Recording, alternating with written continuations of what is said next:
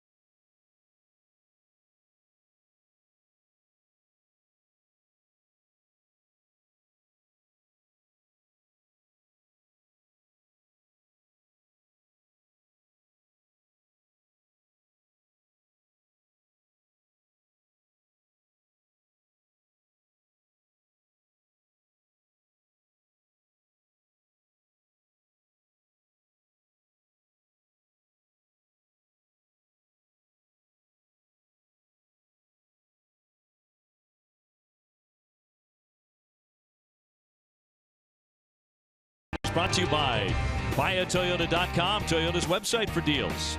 Dunkin' Donuts, America runs on Dunkin'. The 2017 Kia Sportage. Visit anykiadealers.com to learn more. Digital Federal Credit Union. See what DCU can save you. Subaru Retailers of New England. And by Southwest Airlines, transparency, low fares, and nothing to hide. Hot and sunny today here in Anaheim. It's getaway day for the Red Sox, who are heading to slightly cooler climes off to Seattle for 4 games. Let's bring in Garrett, who's down on the field in the sunshine. And you're talking about Aaron Hill and what he's been able to do for the Red Sox so far. Well, absolutely, and I was talking with him earlier, and he said it's been a very smooth transition. He's also in the lineup for the 3rd consecutive game, and I talked to him about his role with the team.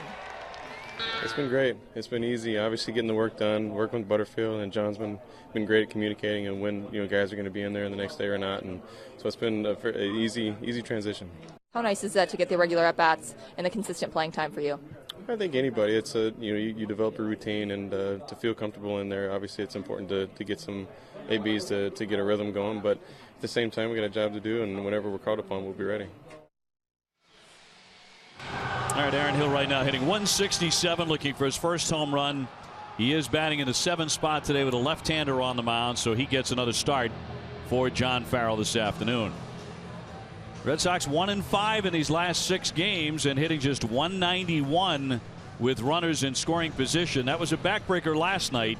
If you missed it, the Red Sox left 11 men on base and wound up losing 5-2, facing a wild pitcher in Santiago, but they could not capitalize.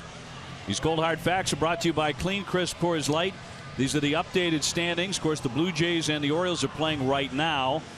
And Toronto has a half-game lead with the Red Sox 2 games behind as this long West Coast trip will continue to Seattle and then back to Los Angeles for 3 games against the National League Dodgers before the Sox finally return to Fenway Park early in the second week in August. So, Steve, it's going to be a long time away, and the Red Sox have to find a way to get rolling on the road. That usually means your starting pitching has to be outstanding. Well, like Pedroia says, you know, we all look at the schedule early on. We all know where we're going during the season, so it doesn't really matter. Keep playing the games. Keep going out there trying to win. Here's the Red Sox lineup now, brought to you by BuyAToyota.com. Mookie Betts will lead it off. He homered to start the game yesterday. Dustin Pedroia has been on base in 33 in a row. Xander Bogaerts, David Ortiz, and Hanley Ramirez in the heart of the order. Jackie Bradley, who was the cleanup man last night, now hitting 6th. Aaron Hill at third base.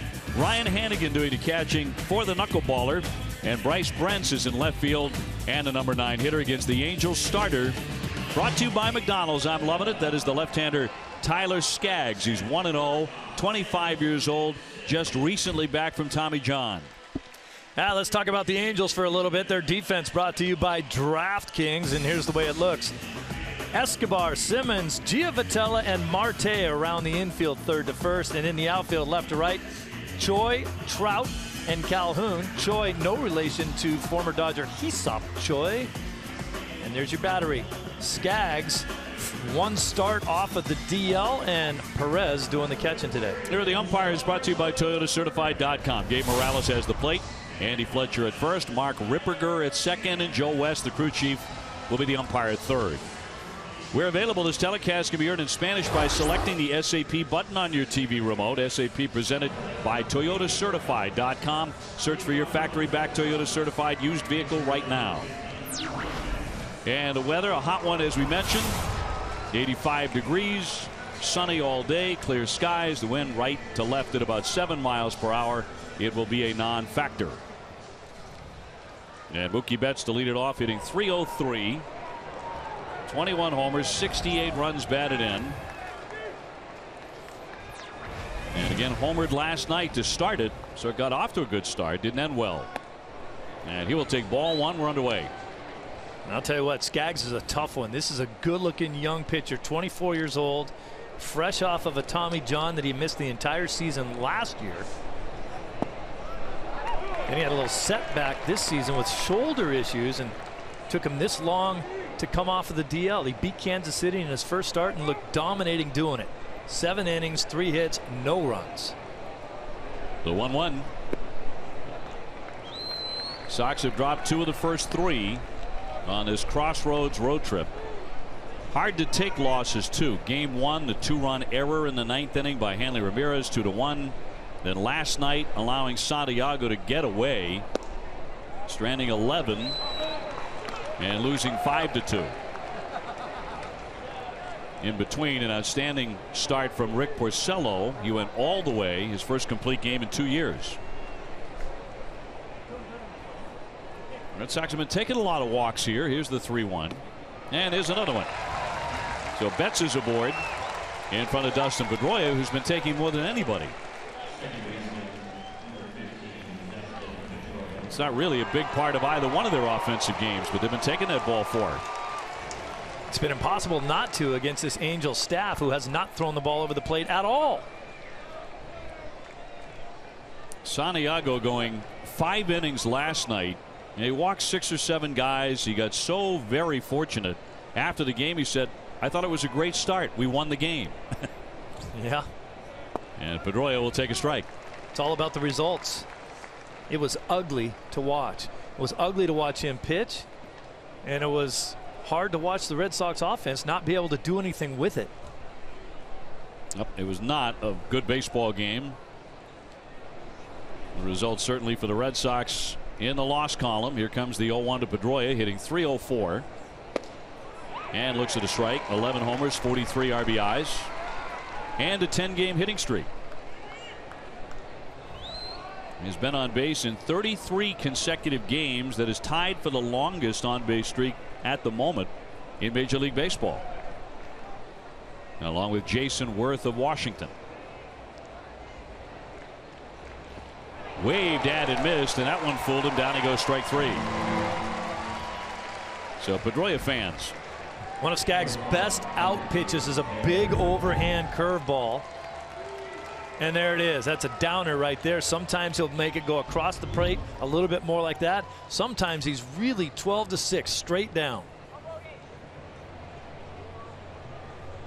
Also a circle change that can be trouble.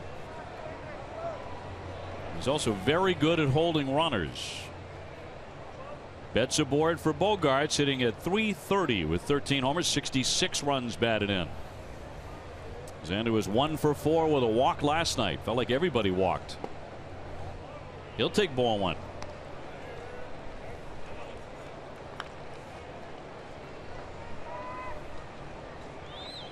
Bogaerts has hit safely in 12 consecutive games. David Ortiz back in the lineup after sitting last night. A scheduled off night. But the Red Sox really missed him.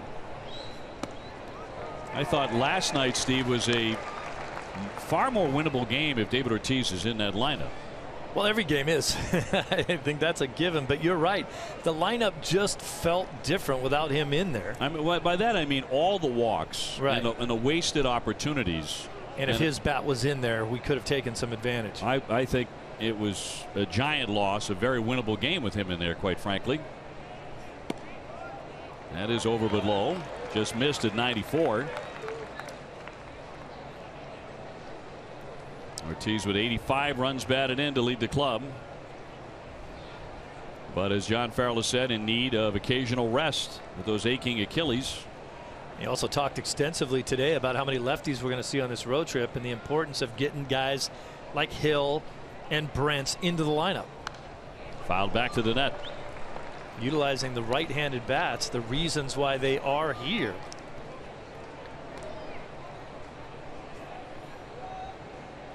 I think pretty important to get Brents right back into a game. He had a tough one yesterday. Couple of strikeouts with the bases loaded. He saw some nasty pitches that were called strikes. Kind of got abused at the plate.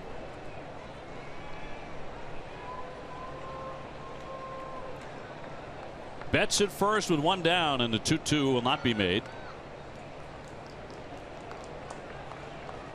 Skaggs pitching today at Angel Stadium for the first time in 2 years. Missed all that time coming back from Tommy John surgery. Returned to the big leagues last Tuesday. Got a lot of run support. As Steve mentioned, 7 strong innings. And not pitched in the majors since the summer of 2014. Expectations very high for him for the rest of this season and next year in particular in their rotation. He's a local kid out of Santa Monica, California. Grew up an Angels fan. Very big Angels fan. They love that here. Working slowly with a man on and 1 out, and here comes the 2-2. And in there for strike 3, 94. He pinned it on the lower end of the strike zone to catch him looking. Back-to-back Ks for Skaggs. And I don't think Bogaerts is really a guess hitter, but it almost looks like he's looking for a breaking ball right here and didn't get it. That is right at the bottom end of the strike zone. Goodness, and that's some serious tilt when you're talking about coming from Skaggs, who's a tall, lanky guy out there. 6'4", about 215 pounds, and here's David Ortiz. David, .325. He's homered 25 times, driven in 85 runs. 2 for 6 in the series. Scoreless here in the first inning as he eyes strike 1.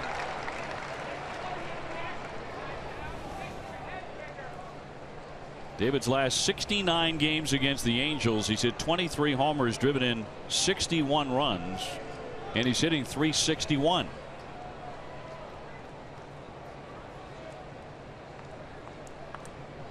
And the lefty's 0-1.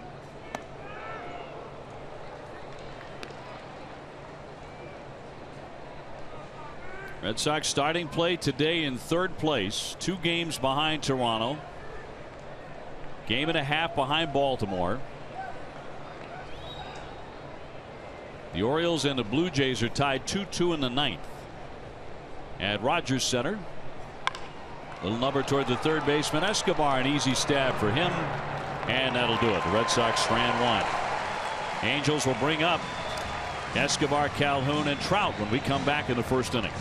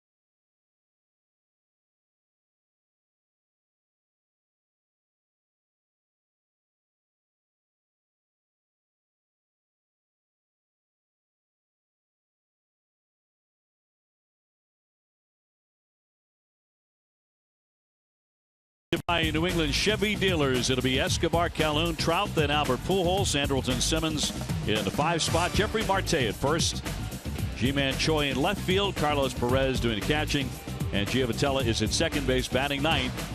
Red Sox starting pitcher presented by your New England Audi dealers. Stephen Wright, 12-5, 3.12 ERA, coming off perhaps his worst start of the season. Tuesday night against Detroit, he gave up 8 earned runs, 9 hits, and 4 2/3. And he tosses ball one on Escobar, who's having a good year at 3.18. There's been a lot of talk about Wright pitching in the heat and the perspiration reaching his fingertips and affecting the grip on his knuckleball and the release of the knuckleball.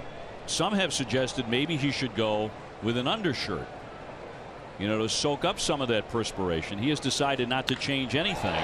That one is ripped into left field down the line. Should be for extra bases. Brents has to dig it out. That'll be an easy double for Escobar as he trots into second base. Calhoun will be next. Well, the Red Sox defense brought to you by Southwest Airlines. Let's check out the infield for you. Hill gets to start at third. Bogey, of course, at short. Petey over at second. Hanley Ramirez at first base. In the outfield, Bryce Brents, just saw him retrieve the ball and throw it back in. Jackie Bradley Jr. in center. Mookie Betts in right field.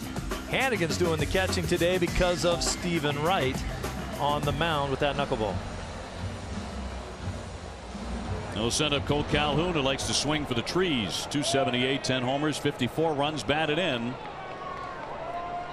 As they try and get on top of Stephen Wright here immediately. Even though his numbers were ugly in that last start, Wright did not take a loss. Wound up a no decision against Detroit. The Red Sox would lose the game 9-8.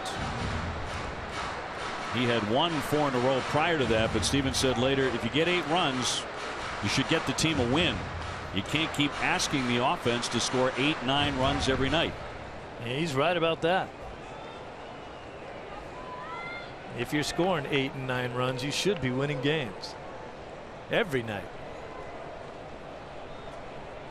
Runner at second, and a 1-0 to Calhoun is high again and dropped by Hannigan. You know, I can't imagine that this is a recent phenomenon with Stephen Wright as far as having trouble with a grip when it's humid or hot. This game's played in the summertime, and he's been playing a long time. every year, you know, he's pitching in the humidity and heat. But he hasn't gotten 22, 23 starts. Somewhere, though. As that one is in there for a call strike. He was used out of the bullpen a year ago. You know, spot start. That's the role he expected to occupy this year. Maybe you're not standing out there for 5 innings just sweating bullets the whole time. You get an inning or 2 innings. You get in and out of there. It doesn't bother you as much. And of course, has not been throwing a knuckleball for 25 years. The 2-1 outside. It had even been suggested.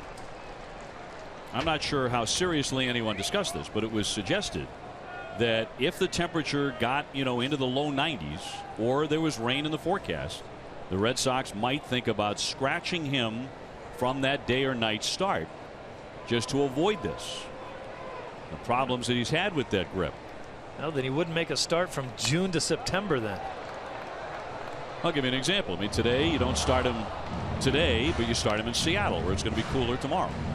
But you certainly have to jumble around the rest of the rotation. So not only does it affect Stephen Wright, but it may affect 2 or 3 other guys in the rotation to have to fill in and trade and change spots. It's a bit of a crazy concept, but I'm not saying it hasn't been discussed, because it has. Mike Trout on deck, and the 3-2 and is inside for ball 4. If you look back at the couple of outings he had when it was raining, it did turn out to be disastrous. One of them was against this Angel team. Yeah. When he was sailing along early in the game, and they gave him a grand slam when it was raining. And could not throw his knuckleball. He had to go to the fastball. And that got crushed. And Stephen Wright generally has first inning issues, as we're seeing that again today. Yep, double and a walk. Here's Trout. 310, 19 homers, 65 runs batted in. He is 2 for 8 with a home run against Wright. I was just going to ask you that question. You were on top of it today. Trout, of course, has never hit a home run at Fenway Park. It's the only American League ballpark he's never homered in. So the first pitch goes outside and low for a ball. And Wright, having just walked a man, falls behind Mike Trout, who was 1 for 3 last night. Escobar at second, Calhoun at first.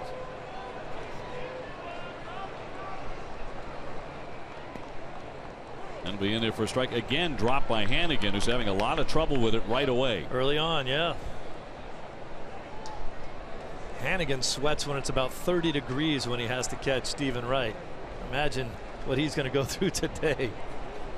He'll go through 3 uniform tops probably. He may. The 1-1. Ground ball, base hit into left field. Escobar into third. They're going to wave him in. Brent's throwing home. Here's the tag attempt, but he lost the baseball. And now Wright is going to go after him and try and tag him. And he's out. He never got the plate. How about that? The Red Sox alert enough to know he never got home plate. And he is out at home. Runners at first and second. And Scioscia out to argue this. Hannigan didn't even realize he didn't have the ball in his glove. Stephen Wright did a good job. This is an excellent play all the way around. Bryce charges hard, airmails it here, doesn't hit a cutoff man, but he gets the throw there. Hannigan drops the ball there, and there's no tag of home right there. He skipped right over it. Hannigan still thinks he has the ball. It's an excellent job by Stephen Wright being right on top of that play and backing it up. And so rule out at home plate by Morales. There's the drop by Hannigan, went for the sweep tag. And Escobar very awkwardly and then tumbling past home plate. You know, you got to give credit to Morales too for all the action that was going on around home plate. He has to figure out what position he needs to be in, and look at where he is right there on top of that play. He saw everything. He knows that the plate wasn't touched. He hasn't made a call at all yet until now. The umpire will not make a safe or out call if nothing's happened yet. He isn't safe or out yet.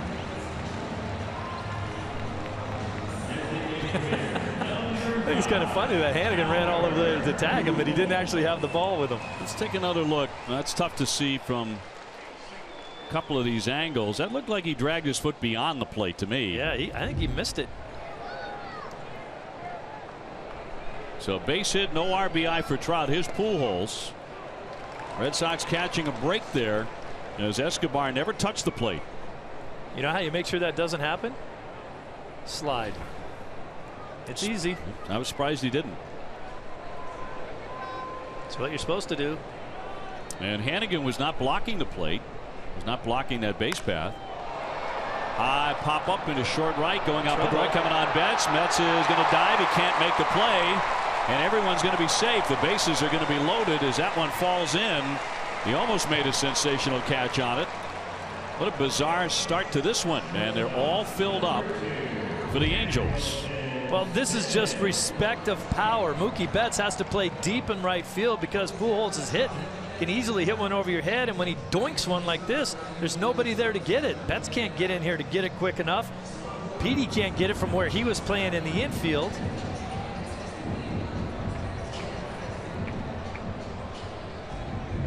So they're loaded for Simmons, but despite all that has happened in the inning, if Wright can get a double play ball here, he gets out of it without a run, and a cut and a miss here for strike one. Simmons 281, swinging a hot bat, 1 homer, 23 runs batted in. Former Atlanta Braves shortstop. As Calhoun at third, Trout at second, and Pujols at first after the bloop single. 0-2. There's a swing and miss. You got to look for some of those. Stephen Wright, definitely a swing and miss type pitcher. That's what he has to have. He's not really a pitch to contact kind of guy. 2 strikes on Simmons. And jabbed at by Hannigan, able to haul that in, but it's going to be a battle today. Good note on all the double plays that the Angels have hit into so far, the most. Simmons is a tough guy to get to bounce into a double play, but they did get him to do it yesterday. And the 1-2. Swung on and missed. He struck him out, but here comes the runner. Throw back to the plate. The tag. He got him. So it winds up as Trout is out at home plate. Calhoun out at home plate. A strike him out. Throw him out. Disjointed double play. Stick with us. This is going to be a crazy one. Got to be kidding me. Let's see if there's a challenge here from Scioscia on the play at home plate. Looked like the throw beat him, but did he get a foot in? Well, Stephen Wright reached back towards home plate early before the runner even got there. Watch him quick stab there. Now he has to go back and get him. And they are not going to challenge. It will be a double play. Highly unusual. No score.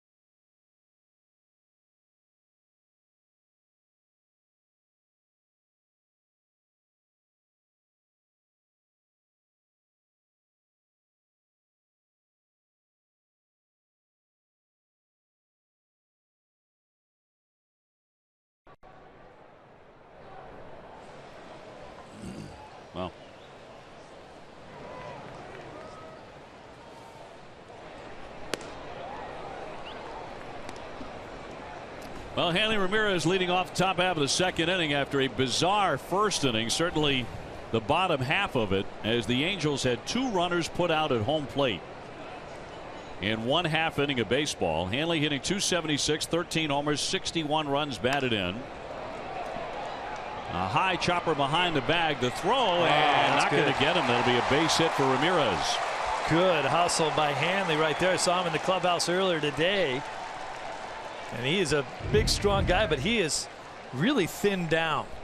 It's a big bouncer up the middle. You know, if you have to wait for that second hop, it's going to be trouble, especially if you're dealing with a guy who's going to hustle down the line. So he beats it for an infield single. How about this now? The Angels in their half of the first inning had a double, a walk, 2 singles. It was also a wild pitch, and they do not score. That's the way this series has been. Some crazy stuff going on. Also tells me there's a knuckleballer on the mound today. Here's Jackie Bradley hitting .295 with 17 home runs. He's driven in 62. Jackie 0 for 4 with a walk as a cleanup man last night. Just for my own personal interest, give me the scoring on that. Did Stephen Wright get a strikeout and a putout on that play? He did. He did on the throwback from Hannigan. Actually made a really nice play, and throw beat him by quite a bit. That one will dribble away all the way to the backstop and down to second base. Ramirez.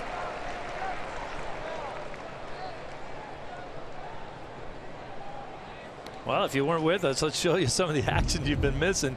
Base hit by Trout. Here comes Brent's up throwing all the way to home. Hannigan can't handle the throw, but it gets away from him. Escobar doesn't touch home. Stephen Wright's right on top of it. He's going to come over and tag him out. How many putouts can Stephen Wright get in this game so far? He had 1 active half inning. Here comes the 1-1 with a runner at second after the wild pitch. Big cut and a miss on a 93-mile-an-hour fastball. And here's how the half inning ended. There's Simmons at the plate. He's going to strike out. Ball gets away, but he doesn't run. They get the out at home, and now watch Stephen Wright go over, and he tagged Simmons because he never ran. He could have because the ball got away. The 1-2. Hard ground ball backhanded by Simmons. The runner holding at second. They get the out at first base. Jackie Bradley grounding out. One man is gone. And we'll send up Aaron Hill. There's an excellent job by Hanley Ramirez right here. If you're a runner and the ball is hit to your right, you're pretty sure you can't go on to third base. You have to stay there. That ball was hit right up the middle, but where Hanley was, he knew where the defense was, and he stayed put. So Aaron Hill trying to pick him up, hitting 167, looking for his first Red Sox home run. And a fastball pumped in there for a strike. Ryan Hannigan on deck. No score in the second. Red Sox looking for a split of this 4-game series. And it is on to face the Seattle Mariners. Eduardo Rodriguez will pitch on Monday night.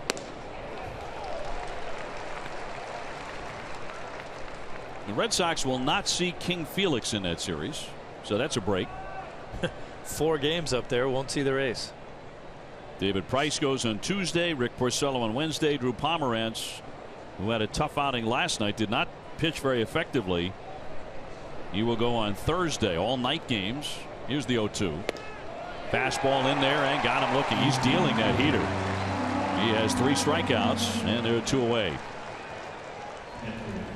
Red Sox in this series have had a tough time with the inner half of the plate. Fastballs late in counts for called strike threes. Boy, that is as you mentioned, Skaggs only 6'4", but he comes from straight over the top, and from where he lets that ball go to the bottom of the strike zone is a tough angle for a hitter to hit. Ryan Hannigan now is hitless in his last 13 at bats. He's hitting 170 with 1 home run. Ramirez on at second.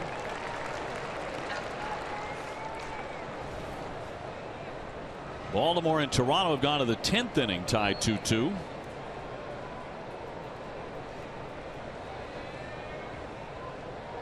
Red Sox with men in scoring position have just not been getting it done these last 6 games.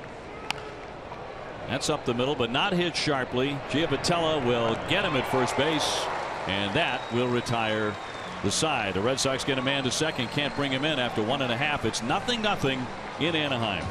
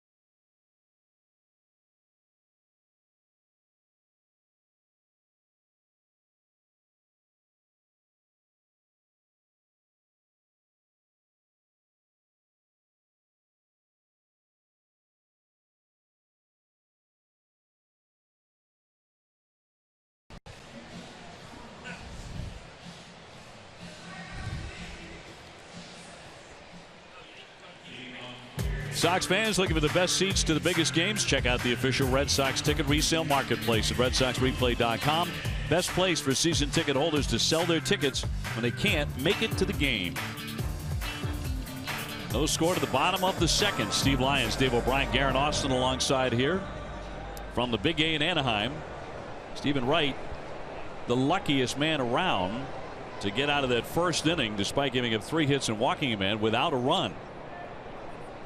Marte will be the first man in the second. Jeffrey Marte at first baseman. Has pretty good power. Hit a home run on July 20th that went .446, second longest hit by an Angel this season. Give you one guess who had the longest. You're correct. It's Mike Trout. Naturally. Marte to be followed by Choi and then Perez. Trout's the answer to every question, isn't it? Pretty much for these guys. Should be. Just having a spectacular career. He's not even 25 years old yet.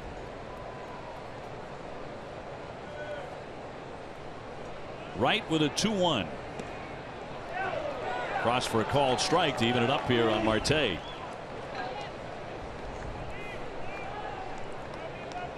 Wright faced the Angels earlier this month at Fenway Park. Got the 5-4 win, but he was pulled after 5 innings when he allowed a grand slam in the light rain.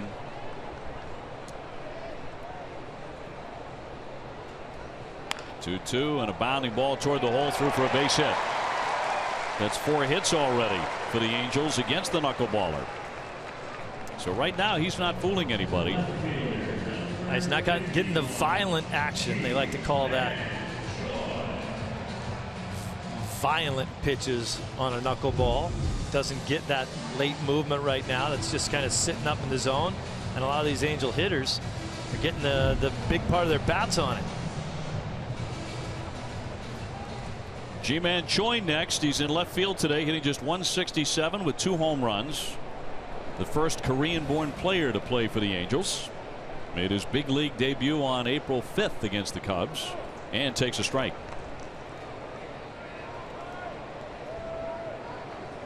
Carlos Perez will follow him. No score in the second.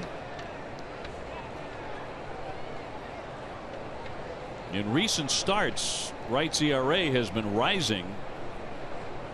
Still in really good shape at 3.12 coming in, but he's gone from first to sixth in the month of July in the American League in earned run average. Doesn't take much when you're those guys. When you're in the top 10, you have one bad outing, those numbers jump up a little bit. Everyone else stays the same. Those are small numbers. Checked his swing and a pitch down low. Last time out, he gave up 8 earned. Against Texas, he gave up 5 earned runs. Against these guys, 4 earned runs in 5 innings. In between there, he had a great start against Minnesota, where he went 8 innings, gave up 4 hits, and just 1 earned run. And a 1-2 to Choi. Toward that hole again, but Bogart scoops it, throws into second base, safe. Marte beat it. A slow developing play, and that'll put runners at first and second. Man, how many times are the Angels going to hit balls over into that 5.5 hole over there? This was just too slow for Bogey to go over and get it and make the play. He had no chance of throwing anybody out at first. Just a kind of a lot of weak ground balls over there to the left side that are finding holes. They have 5 hits. Runners at first and second. Carlos Perez will climb in, hitting .222 with 5 home runs, 26 driven in. You may recall he had a spectacular game against the Red Sox with 6 RBIs on July 2nd. That was that 21-2 blowout at Fenway. It's also a career high 5 hits for him. 2 men on.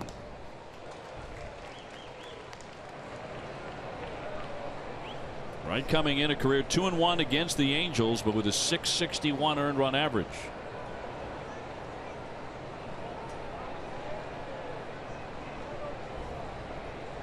Marte at second, Choi at first. And that one fouled away, just got a piece of it.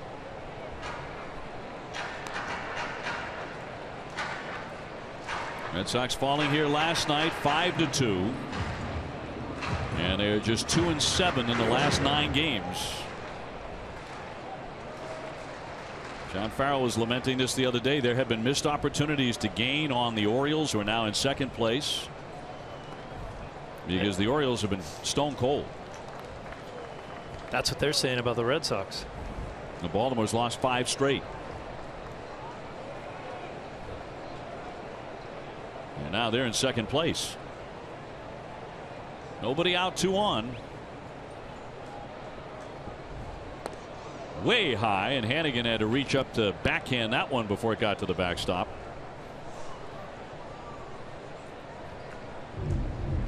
Let go of this one just a little early. It sails up top. Hannigan's got to go up there and get it.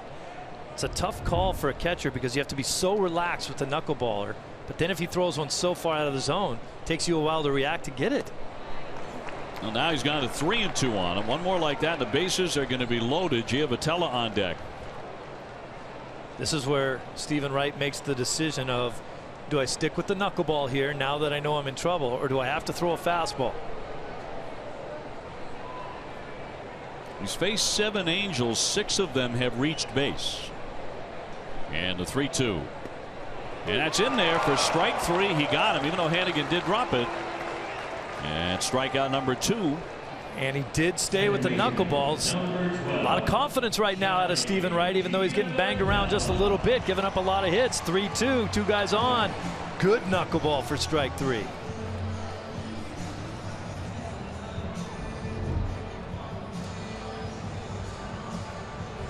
So the first out in the inning, Giavotella now .275, 6 homers, 29 runs batted in. And one of their hotter hitters right now. With a 5-game hitting streak, 10 hits in his last 18 at bats. He takes strike 1. Did some damage against the Red Sox the other day too. This guy swinging it. The kind of guy that Mike Scioscia just loves. Gets dirty on a daily basis. Gamer. Marte at second, Choi leading at first, and 1 out. 1-1 on Giovitella.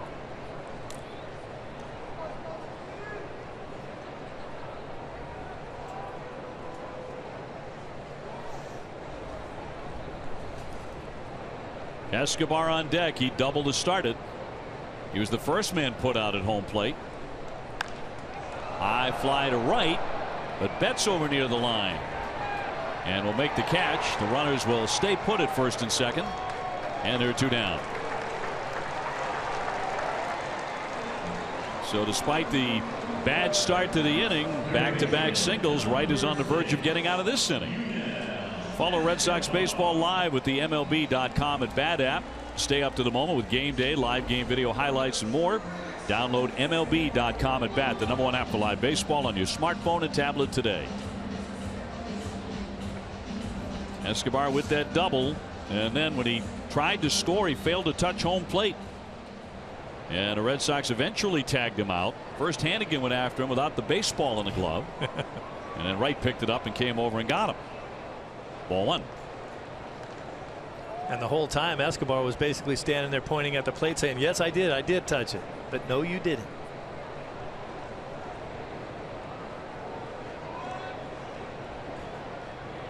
Escobar hitting .318. He ranks 4th in the American League in batting average. Went for the downs there. He's off balance. Big swing. 1 ball, 1 strike.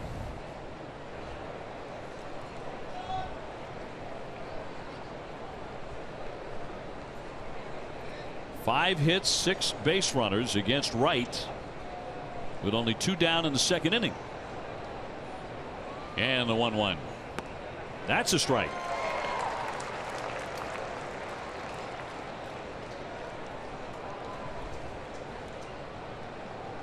Trying to ring up his 3rd strikeout and get out of this mess.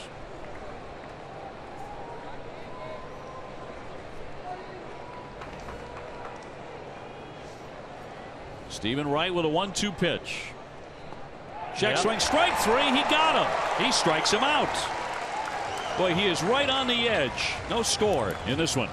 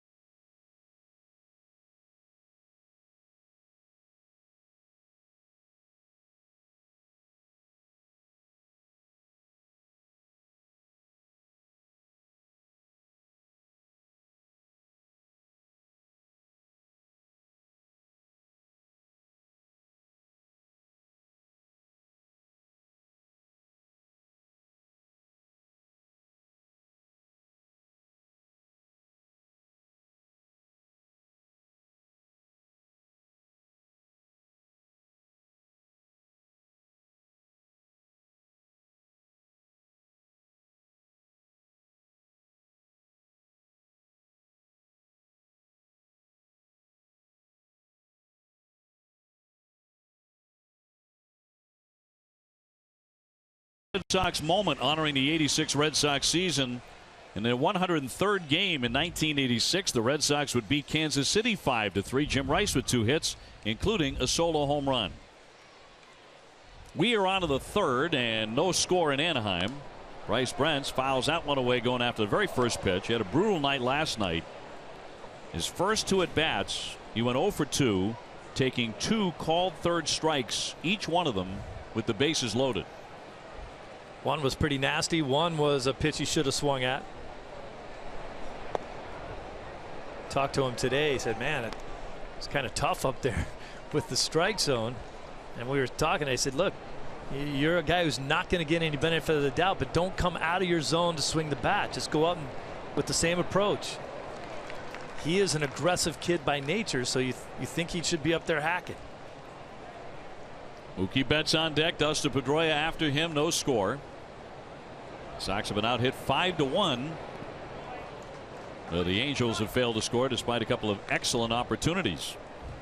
I was kind of trying to feel him out to see if he felt like, oh my gosh, today I got to hack at everything. And you really can't think that way. Today's a new day. It's a different umpire behind the plate. You're a guy who's anything close is going to be called a strike, but you still have to play your game. Lunging, he fouls that one out of play. If you talk to players who don't have much experience at the big league level, a lot of them will come back, at least privately, with the same lament. I know that David Ortiz is going to get pitches I don't get. I have to earn that.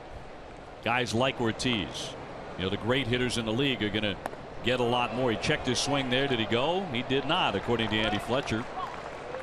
And the count 3-2. Maybe a little bit of that was going on last night with Joe West behind the plate. Yep. But I think we agree. I think the one strike 3 was kind of a tough pitch. Could have been a ball. The other one was a strike. He should have been hacking. Yep. And that's going to be ball 4. And that's a good at bat right there. So Brent's is on. Second walk by Skaggs. Did you miss today's special trade deadline episode of NESN Clubhouse? Catch the encore presentation after Red Sox coverage today. NESN Clubhouse presented by Delta Dental of Massachusetts. So the leadoff man is on here in the third. It's big with Brent at the back half of the lineup, turning it over to the front half and let Mookie go. Betts took a walk to start it. He looks at ball 1. He's hitting .375 for the season against the Angels, 9 for 24. Interesting. You've pointed out this entire series. There's a few guys on this Red Sox team that career-wise do not hit well here. Mookie was one of them. The 1-0. Yeah, for whatever reason, he's 2 for 25 in his short career in this ballpark in Anaheim. Jackie Bradley is another guy who doesn't really love hitting here, although he homered the other night. It's the first time he ever got a hit here. Jackie's only hits a home run, and 1 of 2 hits for Mookie is a home run. Skaggs with a 1-1. He hacked it. That came up empty. 1-2. Betts leading off last night's game of the home run for the 6th time this season. The last Red Sox hitter to top that was Nomar. Nomar Garciaparra, 7 leadoff homers in 1997. Mookie's got a long way to go yet before this season's done. The 1-2. All even now on the leadoff hitter. See if Mookie tries to use that little 2-hole over there in between first and second, with Brent on first and Marte holding. Giavotella playing Mookie quite a bit up the middle because of the double play possibility.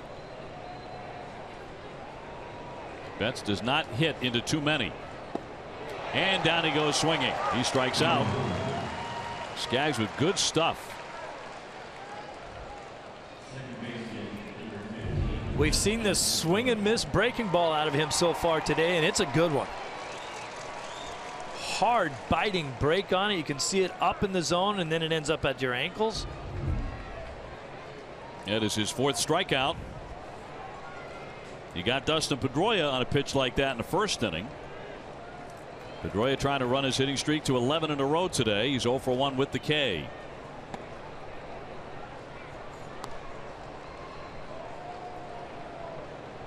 Brent's aboard at first base. We are scoreless in the third.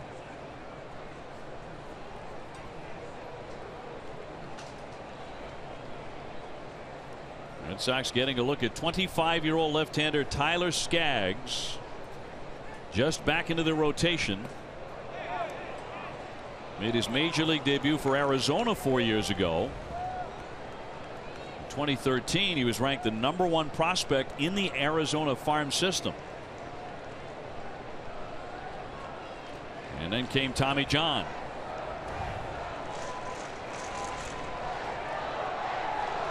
Clearly is all healed up because he's been hitting 95 at times today. Here's the 2-0. DraftKings is the official one-day fantasy baseball partner of the Red Sox. Experience the thrill of playing on DraftKings now. Play free daily using the promo code NESSN at DraftKings.com. One man out, runner at first base, 2 balls, a strike on Pedroia. Started the day hitting .304. And he fouls that one back.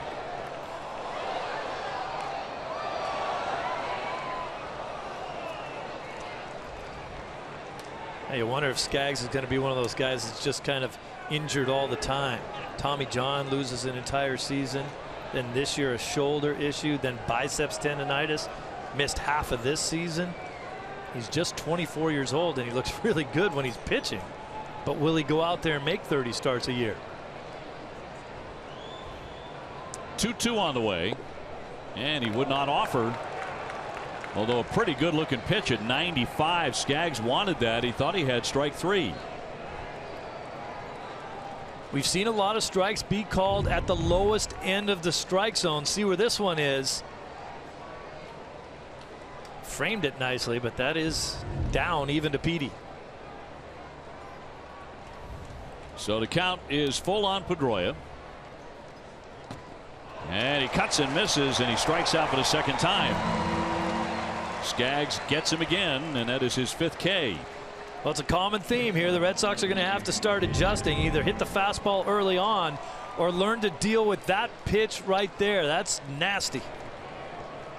Big breaker.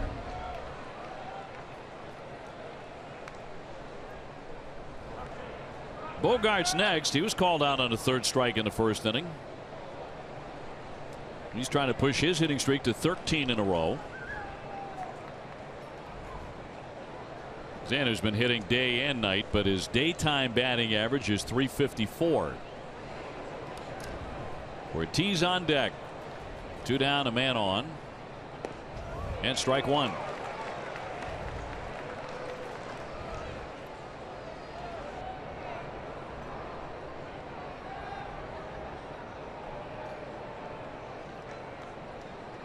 The Angels have given Xander Bogaerts a rough time. He's just .208 against them for the season.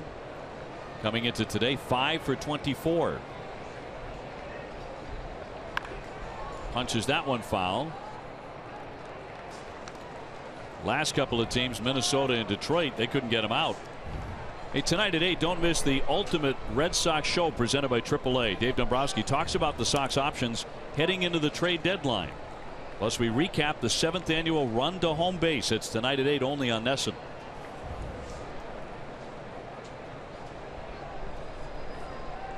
Trade deadline August 1.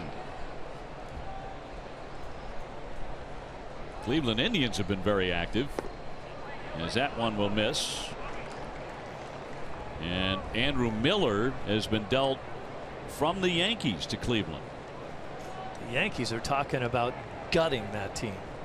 I've heard Ivan Nova's name coming up. They say Beltran will almost assuredly be traded. Already traded Aroldis Chapman. Now Miller. McCann maybe. 1-2. That one socked into right field, but Calhoun is right there. And that will retire the side. 1 man left. Still no score here.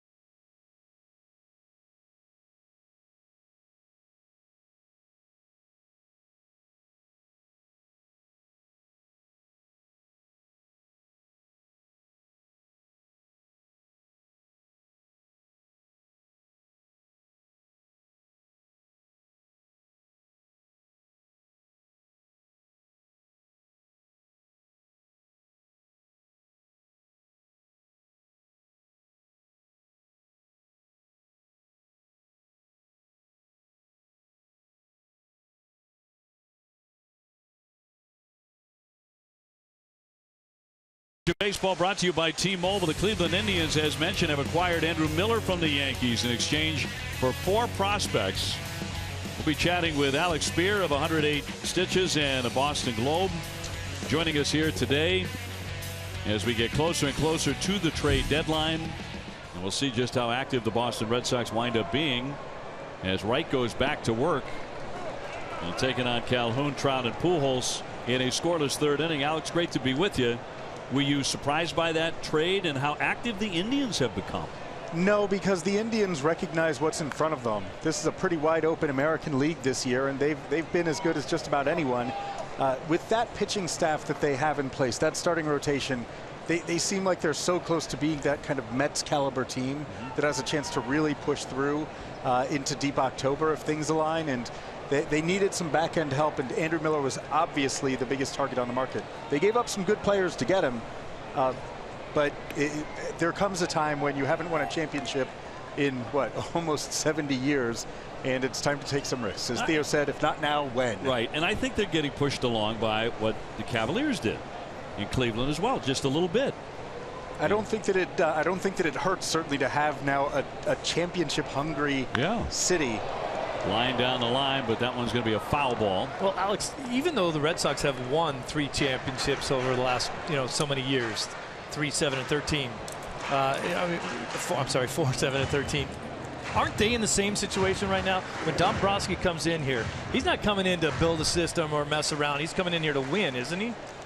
I'm not sure I would agree entirely with that. And ultimately, Dave Dombrowski is the one to answer that. But he's talked a lot about how the kind of operating mission in Boston, swing and a miss, and down he goes, strike 3, is in fact different than the one that he had in Detroit, because Detroit hadn't won in decades. The owner of the Tigers, Mike Ilitch, is getting on in years, and made it very clear his interest was in winning a championship, just a championship, as soon as humanly possible.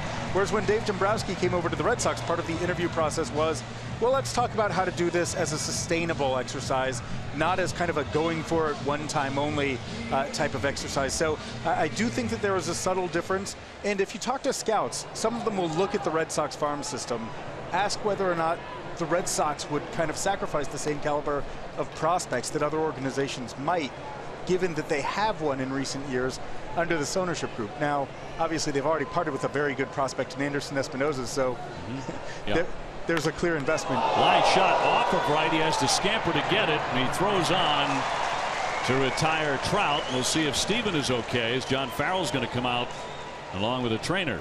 I think he got a little bit of leather on that with his glove, but that was back at him in a heartbeat. So Trout retired, but now the concern is for the Red Sox right-hander. They reacted immediately to go and get it.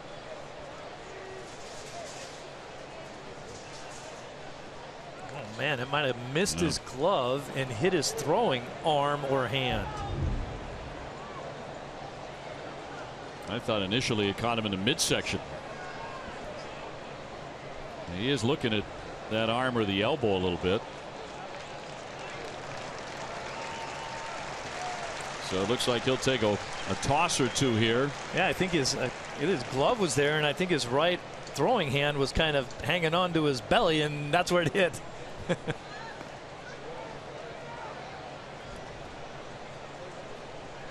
Talking with Brad Pearson, trainer.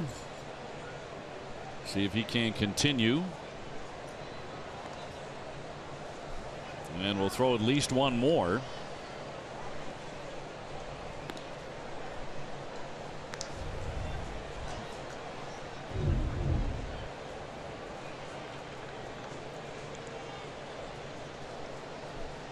What do you think? It looks like he has a big bump on his forearm, but that might always be there. Who knows? He's going to continue.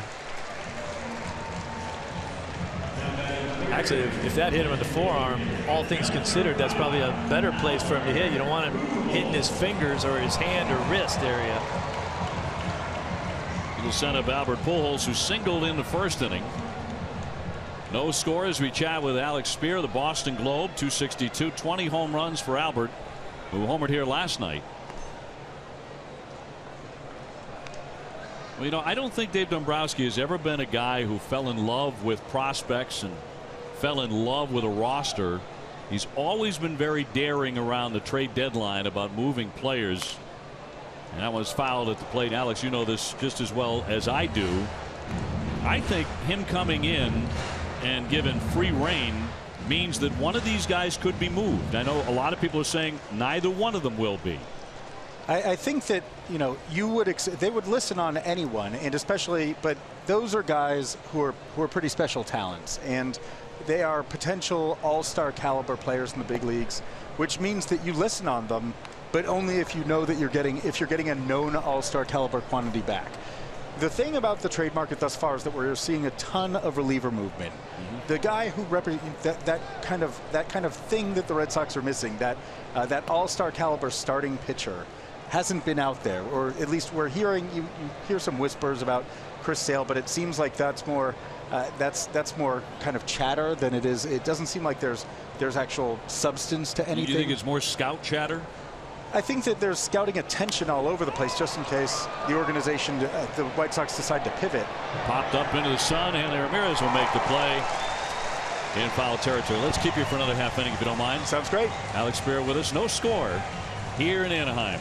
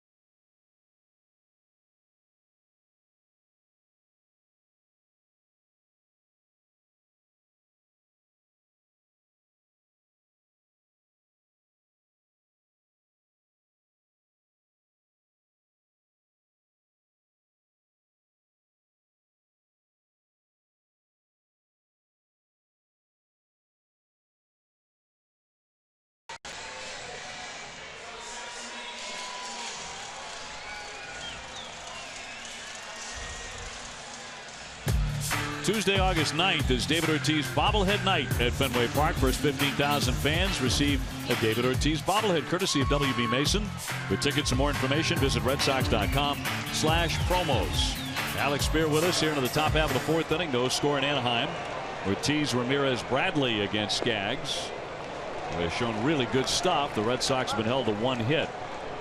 So back to the question of the trade deadline, and I know this is fascinating stuff for hardcore Red Sox fans because they want to figure out the Red Sox can get better, particularly on the mound, as Skaggs will throw high but will get the out to retire David Ortiz. If the Red Sox don't make a move, Alex, let's say they do nothing, not even a little piece for the bullpen, what does that say about where they are right now and what ownership and Dave Dombrowski thinks about the 2016 Red Sox? Well, the message that you can easily convey from the front office to the players is exactly what Dombrowski's been saying for the last couple of weeks, which is I believe in the group that I've already assembled. The Red Sox have already invested a ton of prospect capital and money into this season. A $217 million player in David Price. They got a top of the market. Reliever in Craig Kimbrell in the offseason, and they've already made 3 in-season moves. Joe West chatting with Mike Scioscia and the third baseman Escobar. Not sure what this is all about. West, the crew chief, and he has third base in this game. Obviously it's something to do with Escobar. And why does Joe West have a baseball right there?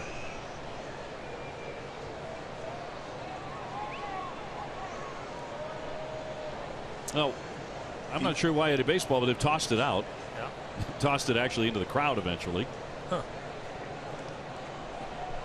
Kind of unusual. There are periodic mysteries of the universe that accompany Joe West.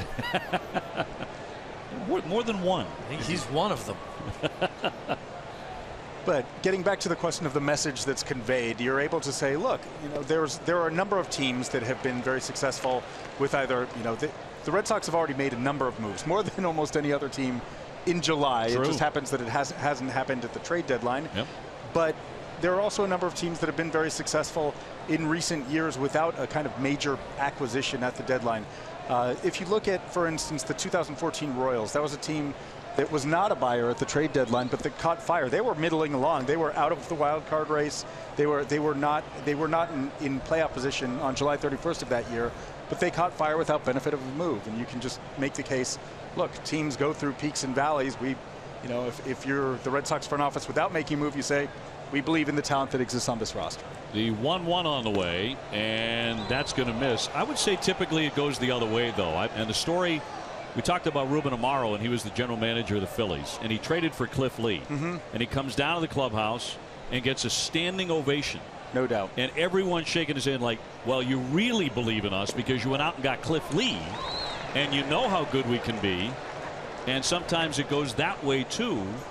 Not that Dave Dombrowski's looking for a standing ovation in the clubhouse, make a move, but there is that question of the phenomenon of just that injection of life into the clubhouse. And last year is a really interesting example of that because you had 3 teams, all of whom were outside of the playoff picture at the deadline: the Blue Jays, the Rangers, and the Mets. Up the middle of the second baseman, Giavatella will scoop that and retire Hanley. Well, isn't it one of the major problems? And what the heck? You call a spade, you name names. You talk about a guy like Chris Sale out there and whether or not he'll be traded. Sure, so the White Sox are going to say, yeah, I want Benintendi or I want Moncada, but I also want one of the 3. Give me Betts, Bogarts, or Bradley. Yep. And that's where it comes in. You're not only giving up your prospects, but you're going to have to give up a ready-made big league player.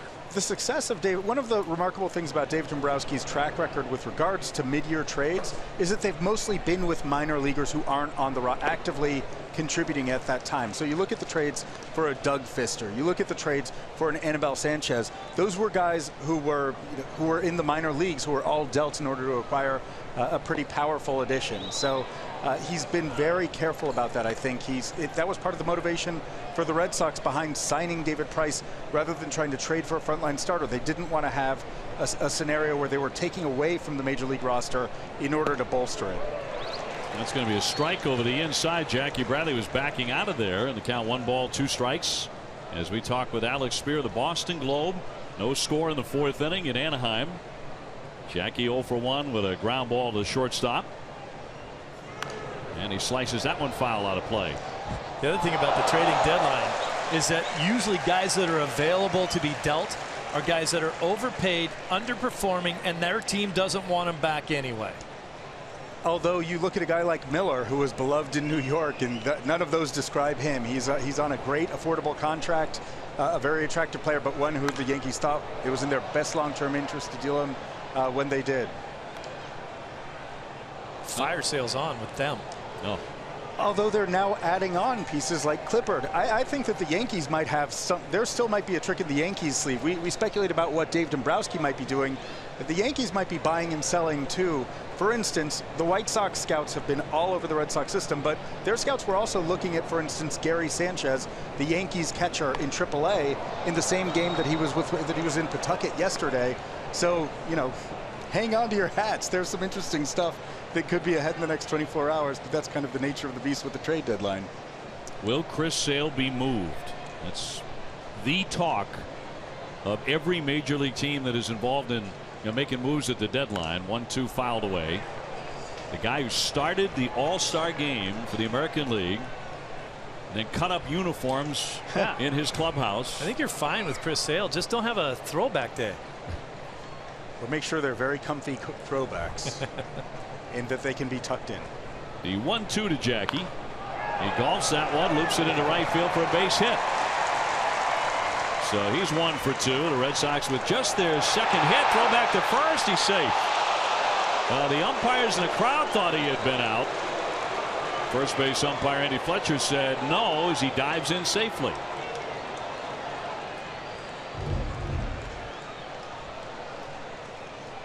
Everybody was playing a little cat and mouse game there. I was surprised that Jackie didn't think about turning that into a double off the get-go, but he took a big turn here trying to see where the throw was going to go, and then it came in hard. He had to get back.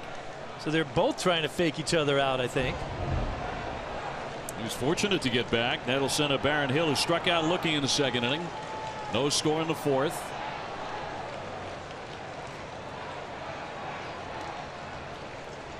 As we talk about the trade deadline and how you reinforce the roster, it's worth noting the possible dangers of doing so.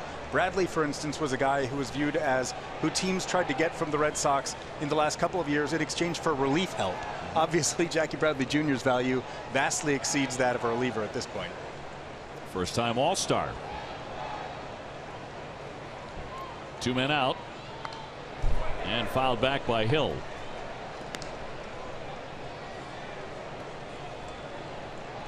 And on deck, Ryan Hannigan. Red Sox wrapping up this series. How about the way the Red Sox are playing right now? How does that affect the trade market for them? It makes it an interesting proposition in whether or not you would consider those rental pieces, guys who are going to be free agents for after this year, or if you focus, any prospects that you have only on guys who would be able to help in 2016 and beyond.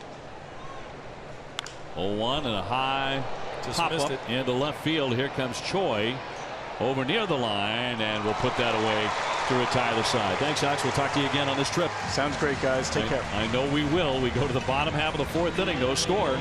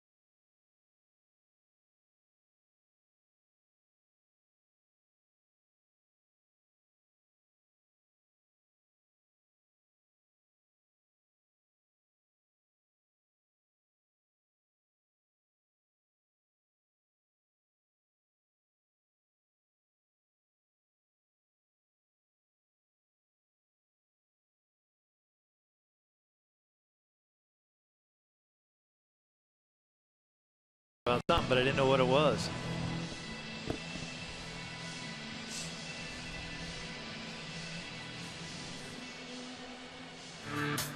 Major League Baseball trade deadline tomorrow afternoon, and Nesson has you covered. Tom Caron hosts a live 2-hour trade deadline special starting at 3:30. Last half of the fourth inning coming up.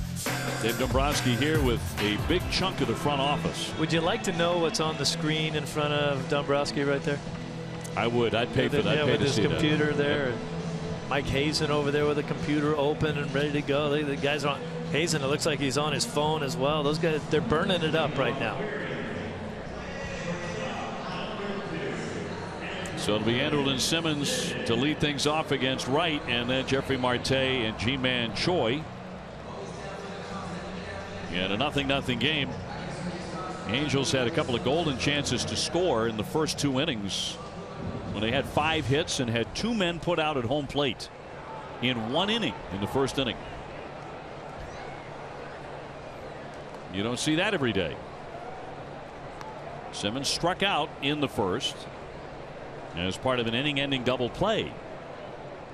There was a wild pitch in which a runner, Calhoun, tried to score, and he was thrown out, catcher to the pitcher to end the inning.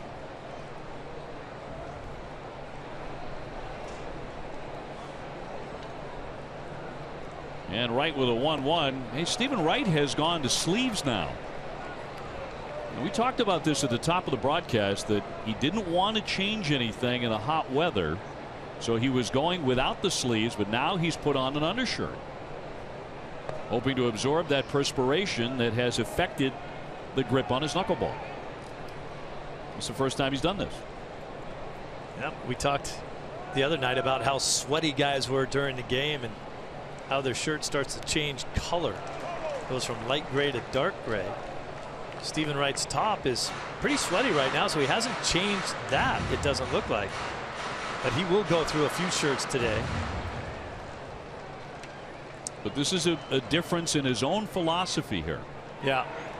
And it's happened during the course of this game on a very hot, muggy day. A little pop up in the left center. It's going to drop down for a base hit. So Simmons didn't crush it, but he'll take the single to begin the 4th inning for the Angels. And let's go down to Garrett Austin. Thanks, Opie. Stephen Wright is actually from the area, and he said it's always exciting to come back because he grew up coming to this ballpark. He said it's surreal to be on the field doing something you dream of as a little kid in a ballpark that you grew up coming to.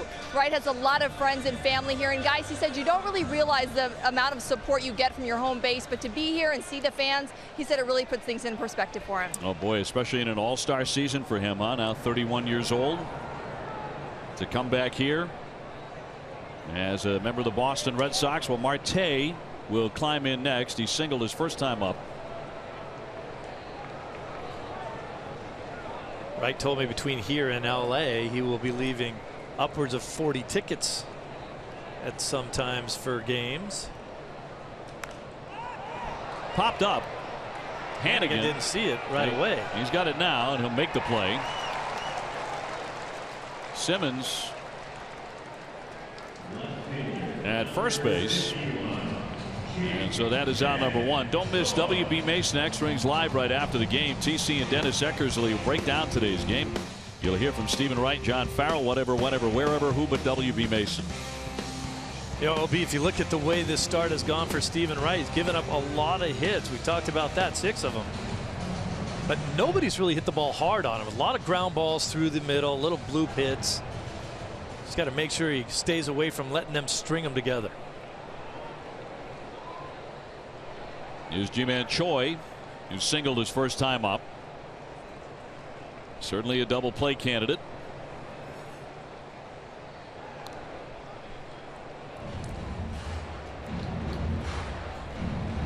Boy, Baltimore has opened it up in the 12th inning. They now lead 6-2 over Toronto.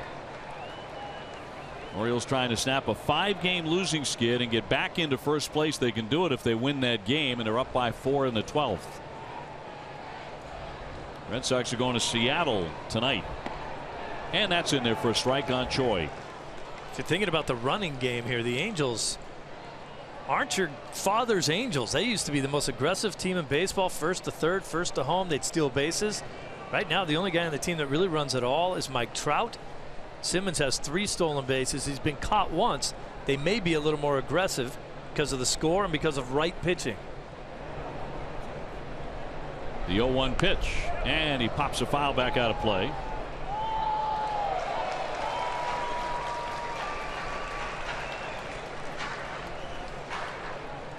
Choi broke his leg last year, the very first day of spring training. That puts a damper on your season. A little bit. Pretty much lost for the year.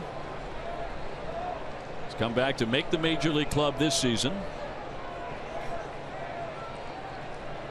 Here's the 0-2 pitch. And in there, strike 3. And that's a generous call. Stephen Wright will take it. He gets the K. Take a look at the dancing knuckleball, where it ends up. Good job of Hannigan by easing that ball into the strike zone, but it looks like a pretty good pitch. Lexus making a pledge to strikeout hunger. For every strikeout by Red Sox pitcher this season, Lexus donates $50 to the Greater Boston Food Bank. And so 2 down for Perez, who struck out his first time up. No score in the 4th. I think it's the Angels' turn to be frustrated today, not having any runs up on the board. They've out hit the Red Sox 6-2. They've had a couple of excellent chances that have died at home plate. Last night the Red Sox stranded 11, and they didn't capitalize on 7 walks. Another one of those rather brutal defeats for the Red Sox. Been a bunch of them. Too many. Back in on a dive, Simmons.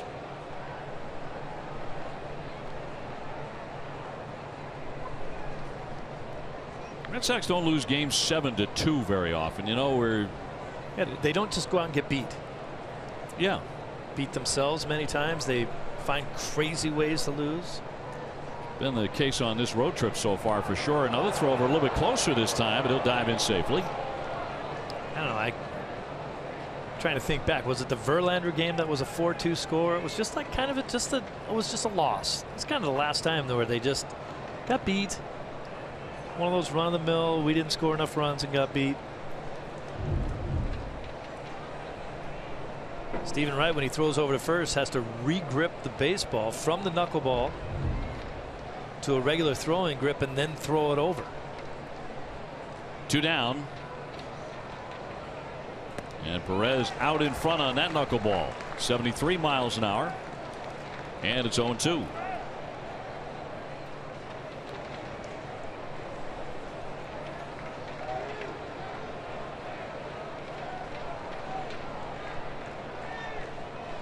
Wright has struck out 5 Angels on the day. He's only walked 1. And that one's going to be popped into right field. Easy play for Mookie Betts. And that'll retire the side. So nothing comes of the leadoff hit. Still scoreless here in Anaheim.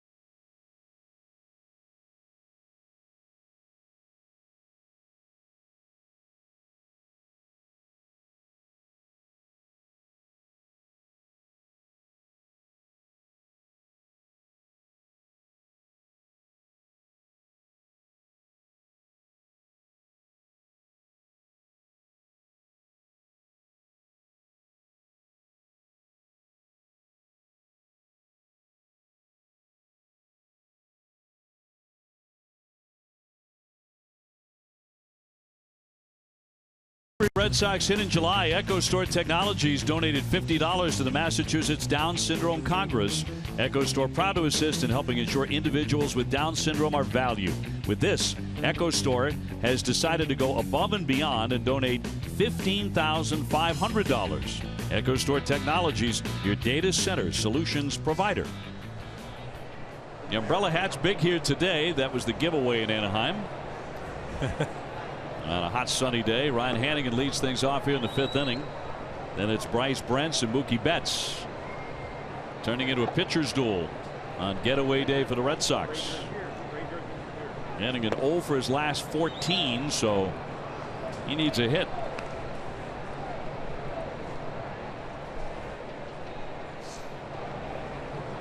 So final now. The Orioles did rally to beat Toronto 6-2 in 12 innings, so they are back in first place by half a game.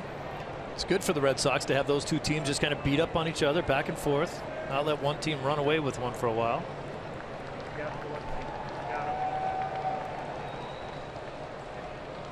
Here's the 3-0, taking all the way in a strike.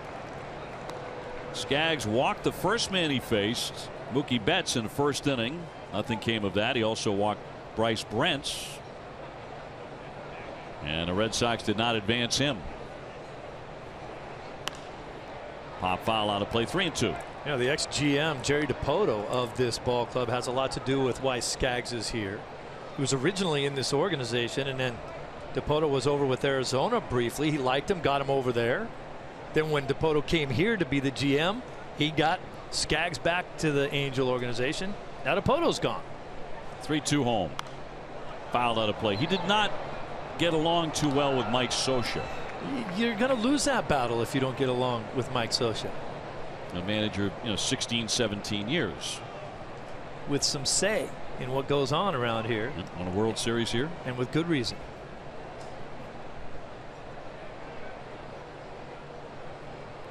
Not many managers, though, have more pull than the general manager. Not many. 3-2 coming. To the shortstop. Backhanded by Simmons. Easy play for him. One man gone. Stay tuned after the 3rd out of this half inning for the mid-5th studio show presented by Buick. That's with TC and Eck. Bryce Brents next. He took ball 4 in the 3rd. And then Skaggs struck out the next 2 men and got Bogaerts to fly out. So he's pitched around. A couple of walks today. Brents usually takes a big hack. Not on the first one, though. A soft pitch at 72 for a strike.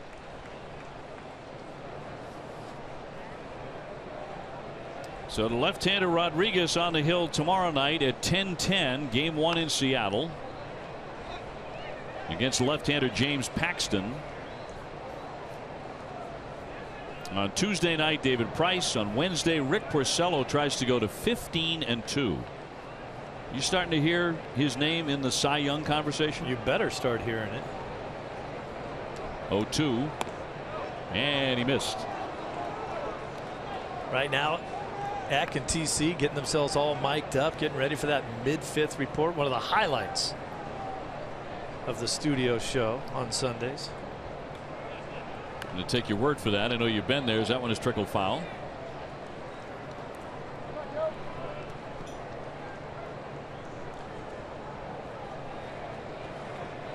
Yeah, I mean, when you talk about Porcello and the job he's done, he doesn't jump out at you. He's a grinder. He's a guy that has to work for all his wins, but he has done that. Right now, the .347 earned run average, a 14-2 record. 1-2, and into right field coming on Calhoun. It'll drop down for a base hit. So Bryce Brents is on for the 2nd time, a single to right.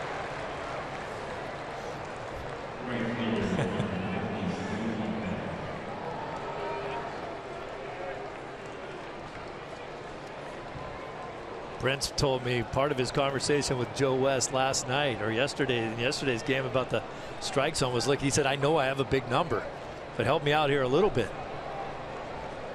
Wearing number 64 like a pulling guard. Now West rung him up twice. Is Mookie Betts now. Walk and a strikeout. One man gone, and he'll take a ball.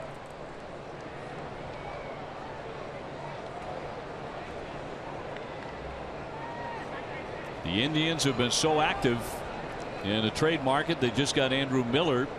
They blanked Oakland 8-0. Tigers won again, 11-0 over Houston. Look out for Detroit. They've now ripped off 6 in a row and 8 out of 10. 1-0 pitch, bounding ball toward third base. It's going to kick foul. Bryce Brents will retreat to first base. We have no score in this one. Can bring your company to a Red Sox game this year and enjoy one of Fenway's special pregame spaces accommodating as many as 200 guests. For tickets and more information, visit redsox.com/groups.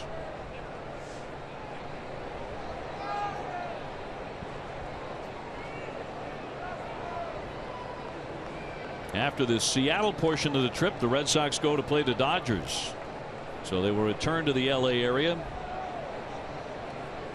for 3 against the Dodgers. And the 1-1 is downstairs on Mookie. Mookie's seen the breaking ball here, struck out on one. Going through an education with Skaggs here. Wants to hit the fastball. He's hitting .253 against left-handers. 2-1. Bounded through the hole for a base hit. Escobar lunged and missed it. Bryce Brent's into second base. And the Red Sox have 2 hits in an inning for the first time this afternoon. There he goes. Mookie gets the fastball, jumps all over it. Said, I want to hit early in this count. I don't want to have to get to 2 strikes and see that breaking ball in the dirt. Gets it in the old 5.5 hole.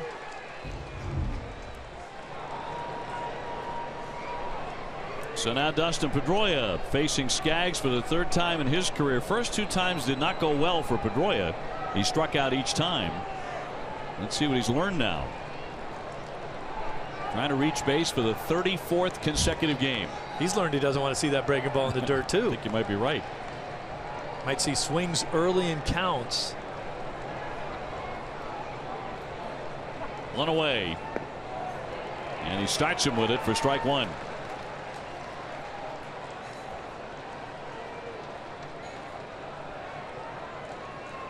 Brent's at second, Betts at first. Scoreless in the 5th inning. Bogart's on deck. And Skaggs with the 0-1. He left that one downstairs at 74. Red Sox did not take batting practice today. They rarely do on day games. Pedroia was in full uni, cleats and everything, at 10:15 today. You know who did take batting practice today for the Red Sox? The pitchers. Because of the upcoming series with the Dodgers. They're going to have to swing the bats at Chavez Ravine, and now Perez comes up from out of the crouch and we'll visit here with Skaggs. And you know who looked pretty darn good in the batter's box? And I know it's 65-mile-an-hour meatballs, but Eduardo Rodriguez. Just hammering balls. Every lefty has a good-looking swing, even if he's a pitcher. It's amazing. He hit a couple of shots out of here. Several. If you got a bat in your hands, you can be dangerous. That's what they say about all pitchers. The 1-1 downstairs. 2 balls, a strike on Pedroia. Pedroia's been walking a lot lately. 5 of them in the last 2 games. We had 2 more last night, along with a base hit. This is a big pitch for Skaggs here. His curveball's been his best pitch, but if he misses with it right now, you go to 3-1. So I would think Petey might be looking fastball here. He just has to stay out of the double play that has plagued Pedroia. And a fastball for a strike right on the edge of the plate. What a tough pitch. 2-2. Pedroia gets the fastball, but it's not in an area that he's looking for. It's a tough pitch on the black. Doesn't want to come out of his zone to hit it.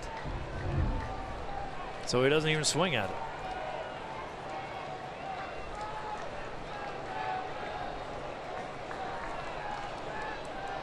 Skaggs very deliberate with men on base, and a lefty with a 2-2. Foul back to the screen.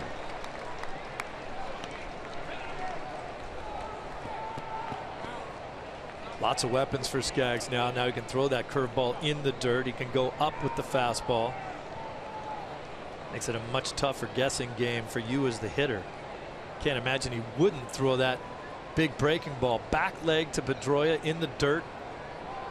Tried to get him to chase it. Got a sizable hole on the right side of the diamond if he can shoot one through there. The 2-2 coming.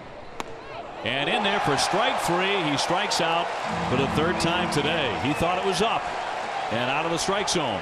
That ball was up. That was more of a hanging breaking ball. Was not the pitch that Skaggs was trying to throw. And now John Farrell coming out, make sure Dustin Pedroia stays in the contest as he separates. Oh, now John Farrell has been tossed out. And Dustin Pedroia is going to walk away. So Gabe Morales has heard enough, and he has thrown out the Red Sox manager. He heard enough quickly, didn't he? Yeah, that didn't take long. John Farrell maybe looking for a way to fire up his team a little bit in a scoreless game halfway through a rough road trip so far. Joe West urging him to leave the diamond. So Dustin Pedroia gets rung up for the 3rd time today. He stays in, but John Farrell will head for his office. I think you're right. There's a lot to that. Trying to get his team fired up a little bit here. Offense has been stalling here in Anaheim. Here's the pitch again. This is not the location that he wanted at all. He hung that breaking ball a little bit. Petey thought it was up. You see pitch zone there way at the top of the strike zone. I think what Pedroia is upset about is like, look, that wasn't even a good pitch. It wasn't even what he was trying to do. You can't ring me up on that. This was very fast. Must have been a magic word in there. Here's Xander Bogaerts, runners at 1st and 2nd and 2 down. Starts him at 74 for a strike. Too many times in this series when the Red Sox will get something going early. 1st and 2nd, nobody out. Guys on base, nobody out. The next hitter makes an out, and there's no productivity to it. Nobody moves up. Nobody moves anywhere. The Red Sox have been leaving a ton of men on base. Last 6 games hitting 191 with runners in scoring position. Over that span, they have left 40 men on base. So Torey Lovullo will take over to the managerial duties for the rest of the afternoon. Although you know John Farrell is not far away, back up in that office. Sometimes a manager has been known to hover around in the tunnel. Sure.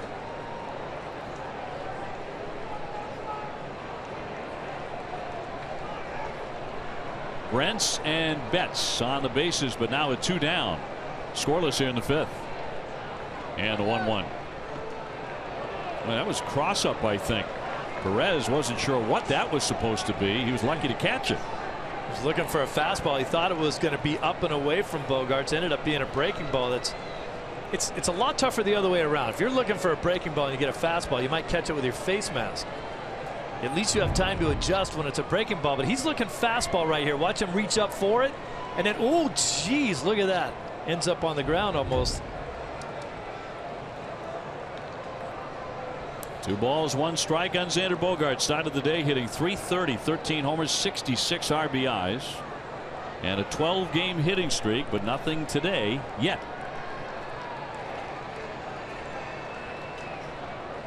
Skaggs home with a 2-1. A strike. Again, using that breaking ball so effectively against the Red Sox hitters today, getting them out on their front foot, throwing it a strike when he needs to throw it for a strike, and throwing it in the dirt when he wants you to chase it. Filthy. Right there at the hollow of the knee. He's already struck out Xander Bogaerts once. Caught him looking in the 1st inning. 2 aboard in the 2-2. Ooh, that hit him? Nope. Close though. 3 balls, 2 strikes.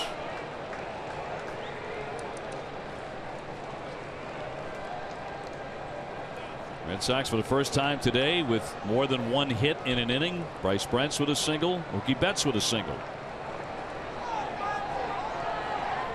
Sox have left 4 men today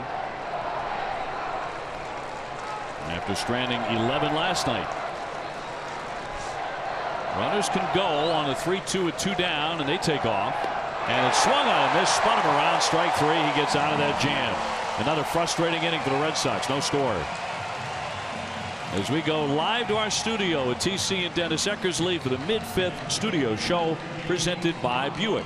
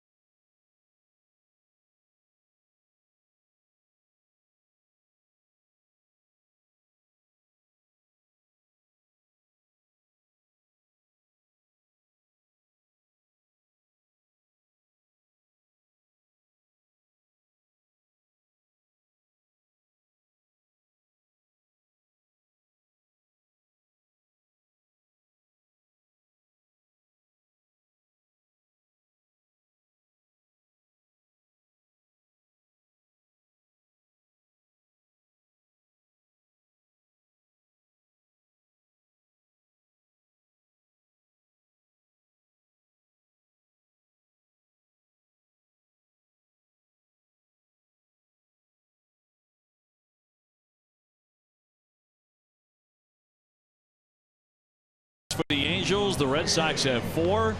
Red Sox have left 6 men on base, and the Angels have stranded 5. Stephen Wright's pitching line brought to you by Ace Ticket. Good point by the guys in the studio there about the possibility of the sleeves maybe holding down some swelling after Stephen Wright was hit in the arm. Yeah, going to be fascinating to hear what he says about that after the game. But a lot of times when guys wear the compression sleeve, they only wear it one. on one. Yeah. He's got it on both sides. Giavotella 0 for 1. He is flied out to right. 274 with 6 home runs. Then it's Escobar and Calhoun, and they'll be getting their 3rd look at his knuckleball today. He has settled down after that bizarre first inning. I thought we were going to be in for a wild one today. It was a wild first. Here's the 1-0 pitch. He goes to the fastball. I've not seen many of those today. No, even 3-2 he's been throwing his knuckleball. A lot of times, you know, we know that he'll throw 10 to 12 to 15 other pitches than knuckleballs, and usually it's just to surprise you. High fly ball into left field, but a lazy fly for Bryce Brentz, looking up into the sun for the first out. This summer, pump up the fun with Irving Oil's $5 million giveaway with 3 ways to play. You could drive away with a Ford Escape, $5,000 in cash, or the grand prize of $100,000. Get your game ticket at Irving Oil today. So 1 fast out, Escobar next. He has doubled and struck out today, 1 for 2. He went hitless on Friday to snap an 8-game hitting streak. All season long, he has been one of their more reliable hitters.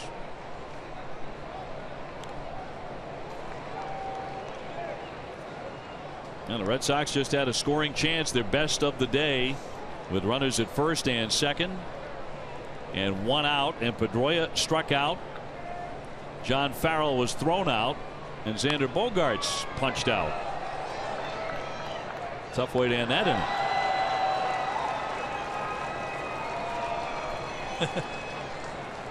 Guy in the stands caught that ball with his glove, but he wasn't actually even wearing his glove.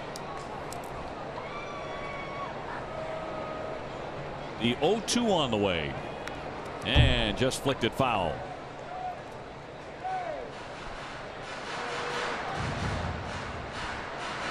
First half, Escobar hit .317, the highest in franchise history by an Angels third baseman through the All-Star break. That's crazy. He's been very consistent. The 0-2 up the middle and a base hit right underneath Stephen Wright. And Escobar is now 2 for 3. They've never had a third baseman that hit better than 316 through the first half of the season. 317. That's right. Unbelievable to think about. This is what Escobar does. He's a singles hitting machine. He's hitting. Came into this series hitting 325 when we got here. He's down to 318 now, but they say it's a soft 325. Just kind of pokes the ball out there every once in a while. Tons of singles, but he gets a lot of those, and he's changed the face of the way this lineup looks at the top. That sends up Calhoun, who's a home run threat. He walked in the first inning. He was the first man to be thrown out at home plate. First of 2 in that inning. Since then he has struck out.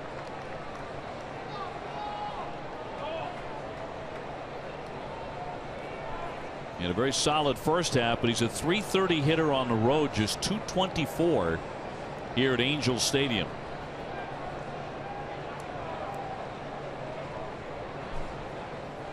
Mike Trout on deck. And a nice stop by Hannigan. Calhoun, another one of those gritty players out of Arizona State University. That program has produced a bunch of them, including Pedroia.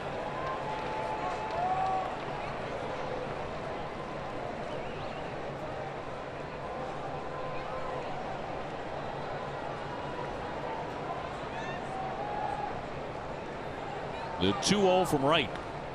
And a strike. And again, a little bit elevated, but he got the call. It's happened a couple of times courtesy of Gabe Morales. He hasn't had any problem calling strikes up in the zone or down in the zone.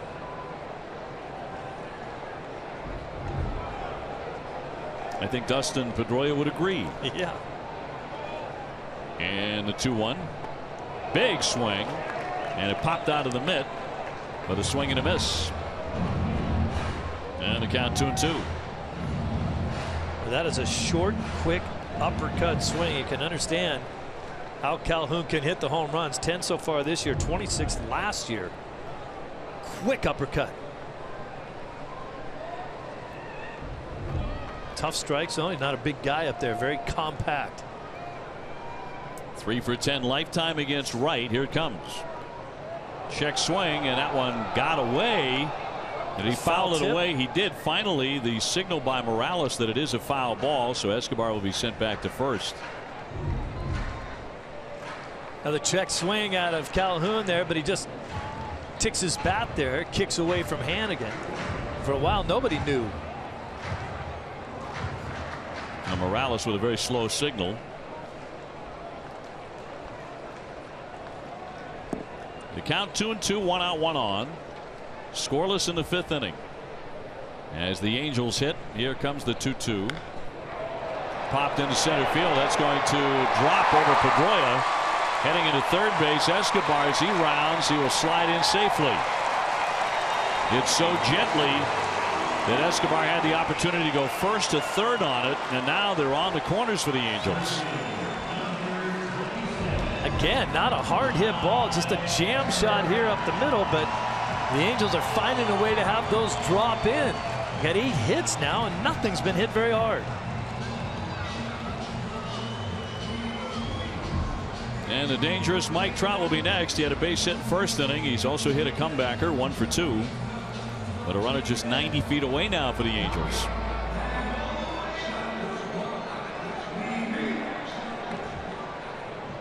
They had 4 base runners in the first inning and never did score. But now they're on the verge. Trout with 65 runs batted in. Strike 1. A double play will get right out of it, however. He has not had one turned this afternoon.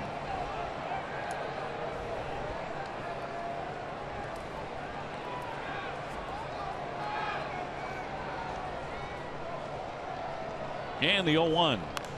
And knocked foul out of play. Trout, of course, the starting center fielder for the American League All-Star team. Take a strikeout out of Trout right here, too, now that he's got him 0-2. Can throw that harder knuckleball. Trout a .321 lifetime batting average against the Red Sox with 7 homers. Here's the 0-2 pitch. Pop foul out of play again.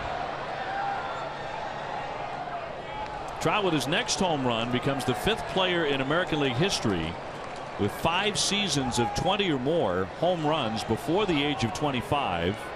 Also on that list, Mickey Mantle, Tony Conigliaro, Ken Griffey Jr. and Alex Rodriguez. He's about a week away from his 25th birthday. And now Hannigan wants a mound visit. Scary times for Hannigan behind the plate. Now we know how difficult the knuckleball is to catch. Now you're looking for the nasty knuckleball to get a strikeout of Trout, but you also have a guy on third base. Got to be able to keep the ball in front of you, get the strikeout.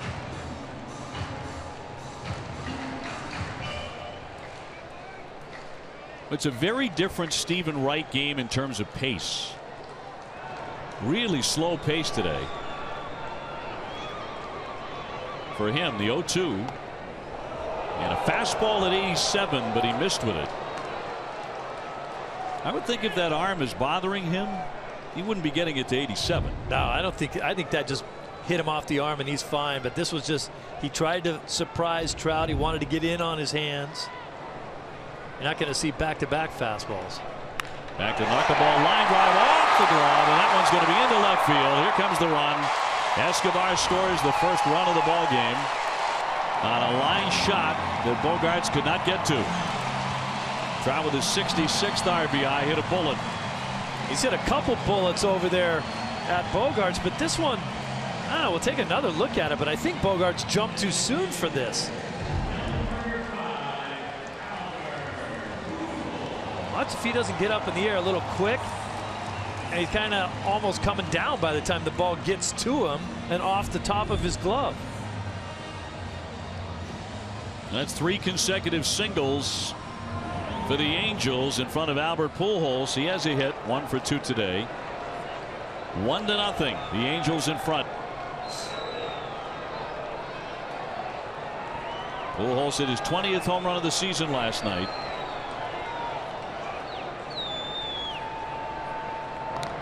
Back in on the dive, Trout. That might just be a matter of time before he takes off. Stay out of the double play situation. Still in trouble here, just 1 out.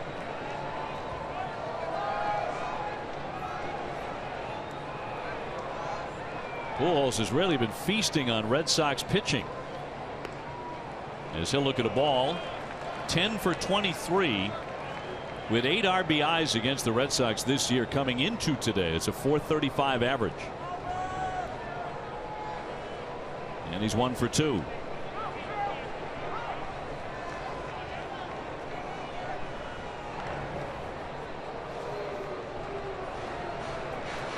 Now Wright really desperate for a ground ball right at a middle infielder to try to get out of this with only 1 run. In the 6th inning, the Red Sox have Ortiz, Ramirez, and Bradley due up. That'll drift outside for ball 2.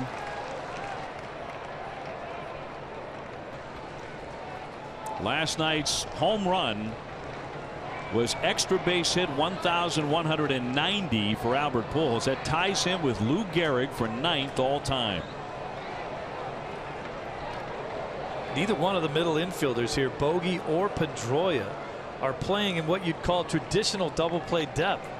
Bogey's playing way back on the grass almost, and a long way from second base. And so is Pedroia. The key out here is at second. They know that Pujols doesn't run that well. They can turn it as long as they get the first guy.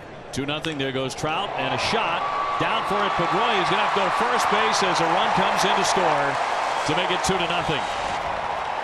They had Trout in motion. He winds up at second base.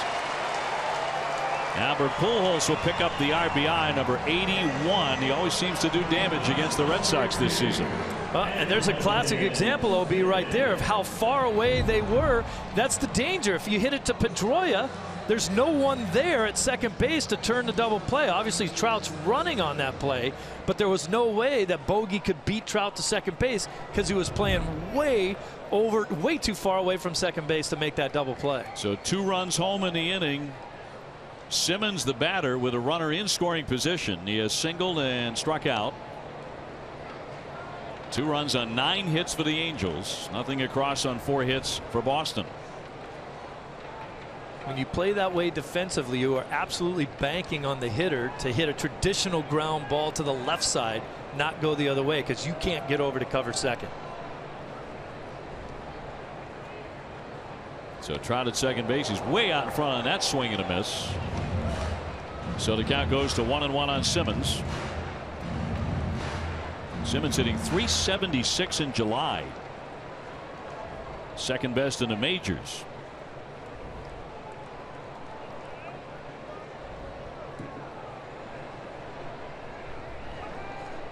Here's the 1-1. Jeffrey Marte on deck. The inning began with 3 consecutive singles, and Escobar and Calhoun have both touched home plate.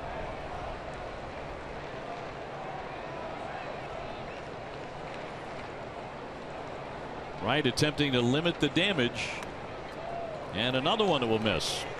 So now it's 3-1 on a hot hitter. I don't think he'll give in and throw a fastball here. I think he knows that first base is open there. Only walked 1 man today. Here comes the 3-1, and he missed badly there, so he does walk him. That'll put him on at first and second. Been a long inning for Wright. Yeah.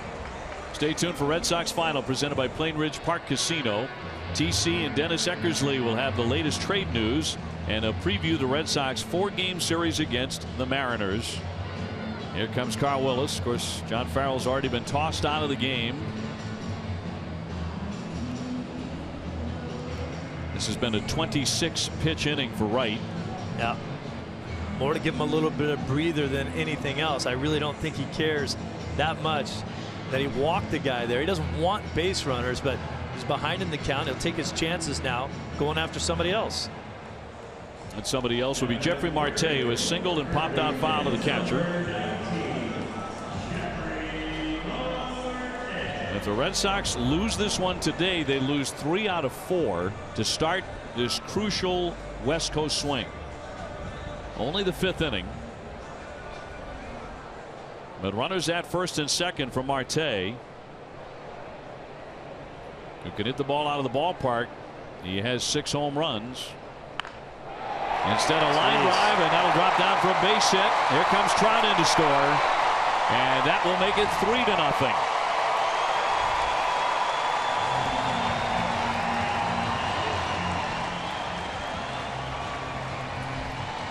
Mike Trout hit a hard ground ball to the right side of Pedroia and a line drive through Pedroia. Other than that, those are the only 2 hard hit balls all day. This is another duck snort over the head of Bogey and just dumping it into center field for a base hit, but they all count, and that's another run. Right now, nobody warming up in the Red Sox bullpen, despite 4 singles and a walk in the inning. And this rally continues now. 3-0 the Angels. Here's Choi, who has singled and struck out. And now the Sox bullpen will get some activity. Choi is the 8th man to hit. You would have thought that when Carl Willis came out to talk, that was when they would have gotten someone up in the pen. Clearly there was an issue of trouble. It's Clay Buchholz starting to loosen. We know that Clay needs a little bit more time than the normal reliever to get loose. Simmons at second, Marte at first. 10 hits and counting now for the Angels. They've out hit the Red Sox 10-4, and that's downstairs. That is called a ball.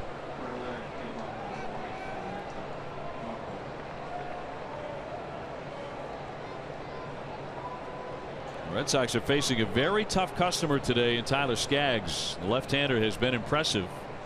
They have only 4 hits. Here's the pitch. And 2-2 the count.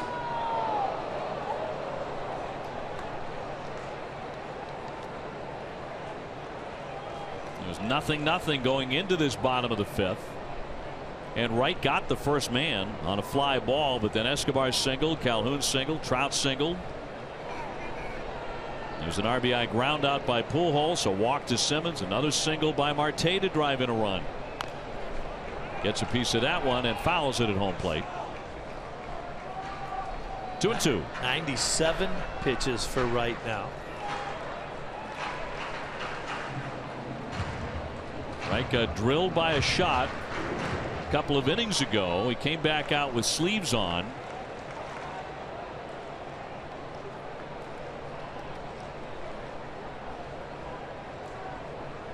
And the 2-2. And he didn't try to get out of the way. No, and he's not going to allow him to take first base. How about this?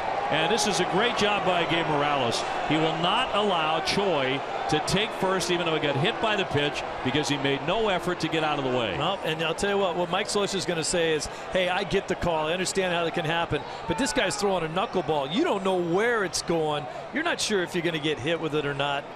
But he didn't make an effort at all to get out of the way of that ball, and I think this is the right call. He actually leaned into it a little bit. Yeah, he did. So no base. Well, umpires almost never do this. You see this about once every 3 years. Yep. Where they refuse to allow him to take the base, but this is certainly the right call. Kind of opens themselves up to a little bit of controversy that they don't really want, but that's the right call. You make it. 3-2 runners go, and a high pop-up backing out Bogarts. He does the breaststroke into left and puts it away, but a rough frame for Wright as he gives up 3 runs. Now 3-0 Angels after 5.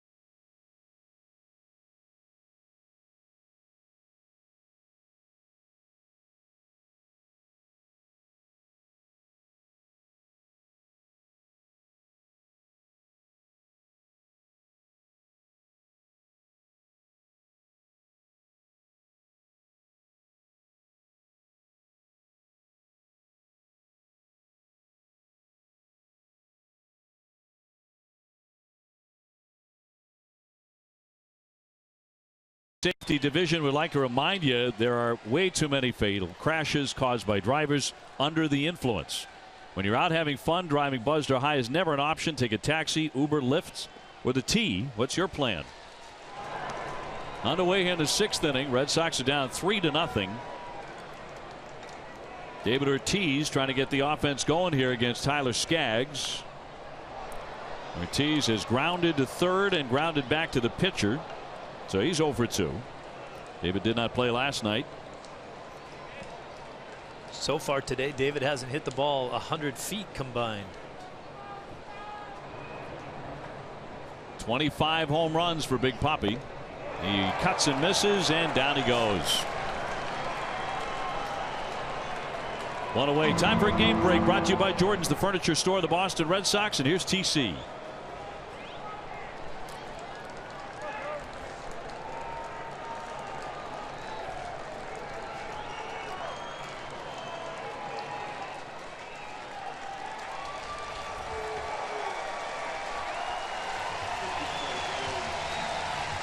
Tom, thank you very much. Well, the day is done for Tyler Skaggs. Impressive, even though he only pitched 5 into 30, struck out 8 men. Yeah, kind of a quick hook, though, here. Obviously, a guy coming back from some injuries certainly did his job, but now Mike Scioscia has to go into that bullpen, and he hasn't really liked doing that all season long. Now, this call to the bullpen brought to you by Kia. Red Sox down 3-0, and we'll have more in just a moment.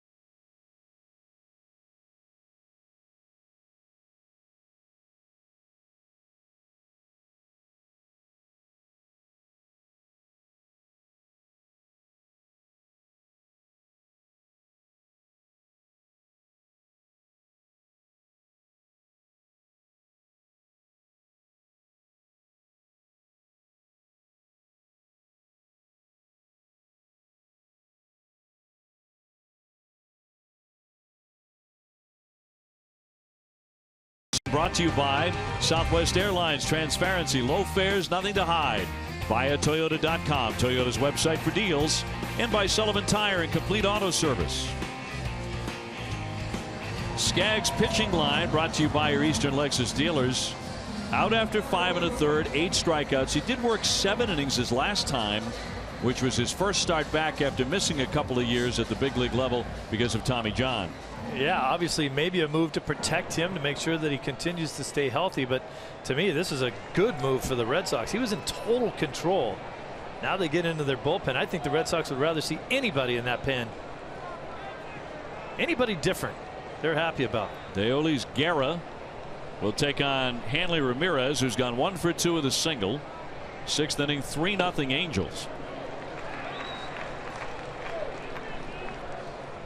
Buchholz still working in the bullpen. So the Red Sox with a decision to make about Stephen Wright and whether he will continue after giving up the 3 runs and roughed up on 4 hits and a walk in the 5th inning. Jackie Bradley on deck. Here's the 0-1. And foul tipped into the mid.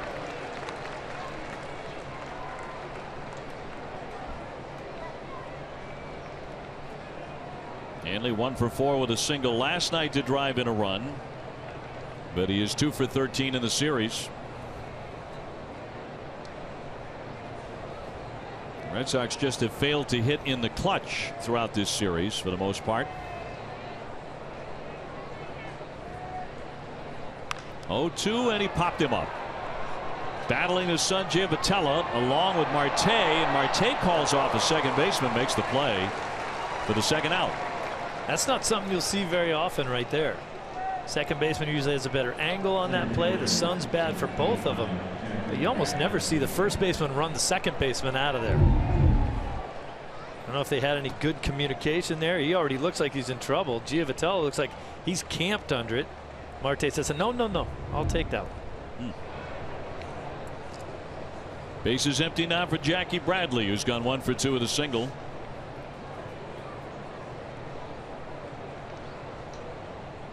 Jackie trying to get that batting average back up to 300, sitting at 296 at the moment. The Angels have not helped him as far as that batting average because he has only 6 hits in 27 at bats against the Angels this season. He's 2 for 14 in the series. Red Sox are down 3-0.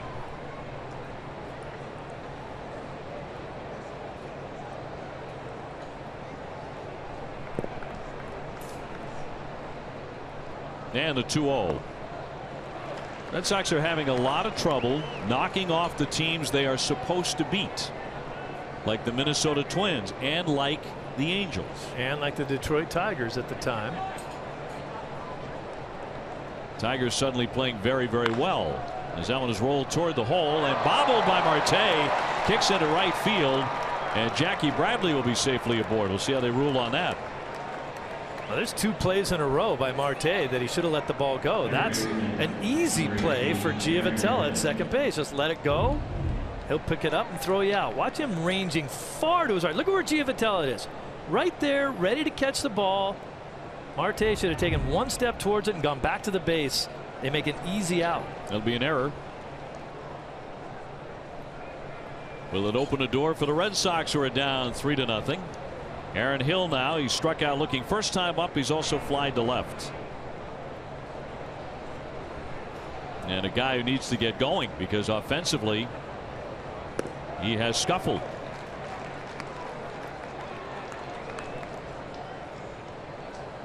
Getting an opportunity to play here today. Runner at first base and 2 down.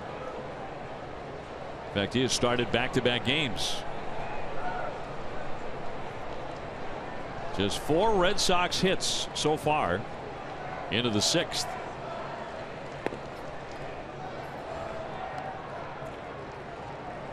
One ball, 1 strike on Hill.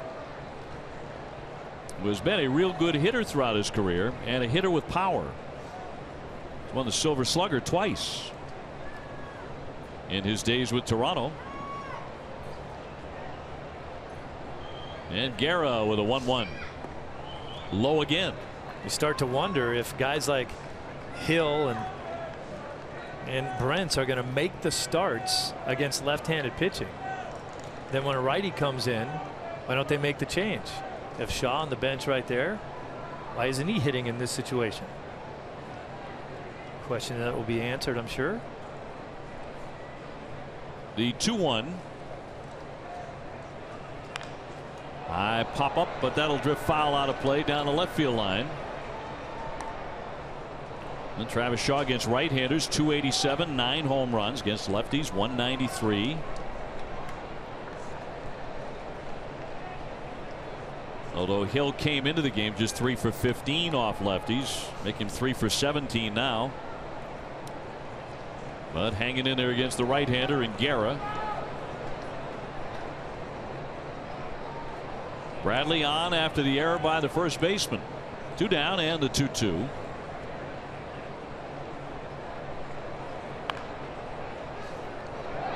I'm certainly not saying that Hill can't hit right-handers. He's had a nice career hitting everybody. But he's been a part-time player since he came here. He is struggling offensively a little bit right now. And he's been playing against lefties. Shaw's your guy against righties. Getting beat 3-0. You might need a jolt into this offense. Hannigan waits on deck. Same situation. Catching the knuckleballer.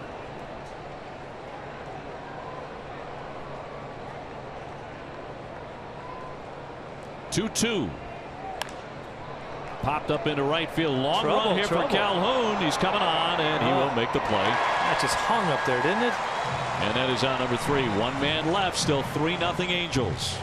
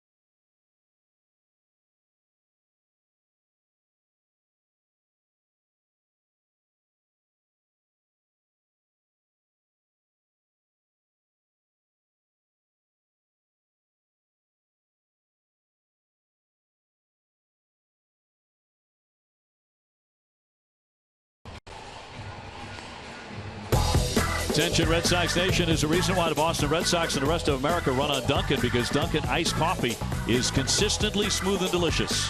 Dunkin' Donuts iced coffee, the #1 coffee in New England. The Boston Red Sox run on Dunkin'.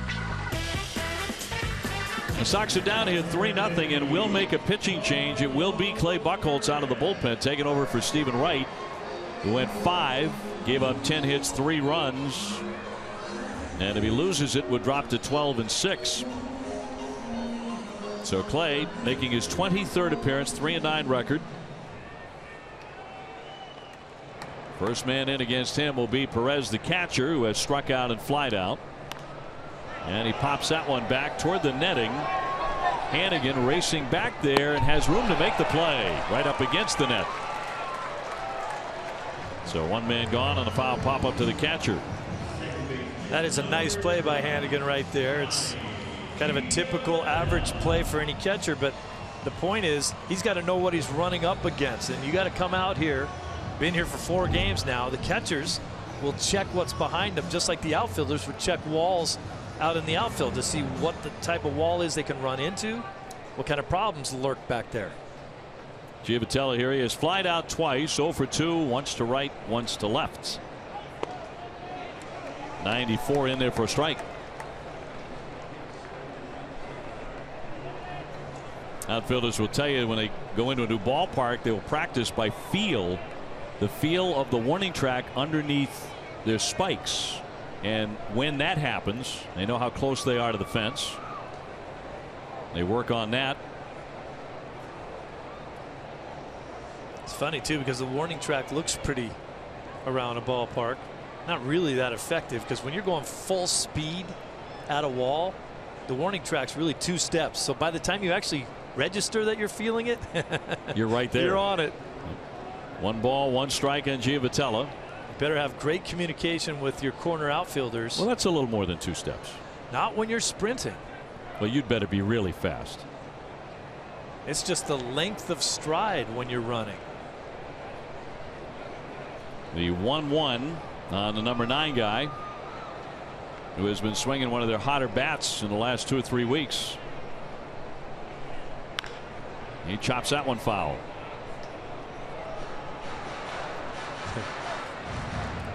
Well, Nesson is once again looking for the best backyard ballpark in New England. If you think your backyard is in a league of its own, upload a short video of your backyard ballpark to NESN.com/ballparks. This contest presented in part by Lighthouse Construction. Let me rephrase. If you don't recognize that you're on the warning track by the first 2 steps, by the 3rd one, it's a face plant. We shouldn't laugh at that. No, it's not funny. It hurts. Sounds like a man who's done it more than once. It's something you like to stay away from, that's for sure. The 1-2. Pedroia will snag that into shallow right field for the out. 2 up and 2 down. Escobar next. He's been troubled today. Tune in to NESN on August 29th and 30th for coverage of the WEEI NESN Jimmy Fund Radio Telethon, presented by Arbella Insurance Foundation. Arbella Insurance Foundation, here for the Jimmy Fund, here for good. So 2 away, top of the order Escobar. He has doubled, singled, he has scored a run.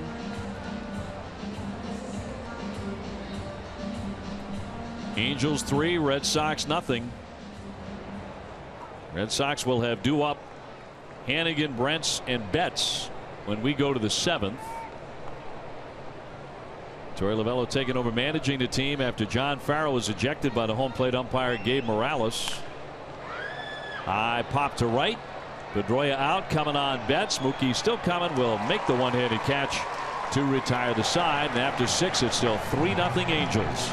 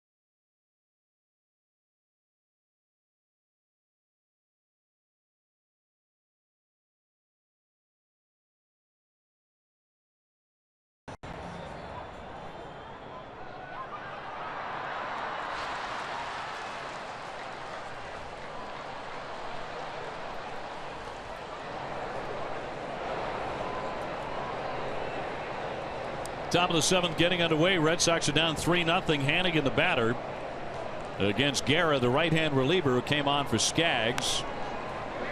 And Hannigan in need of a hit. He is 0 for his last 17. Hitting 167 with a home run. He'll be followed by Brenson and Betts.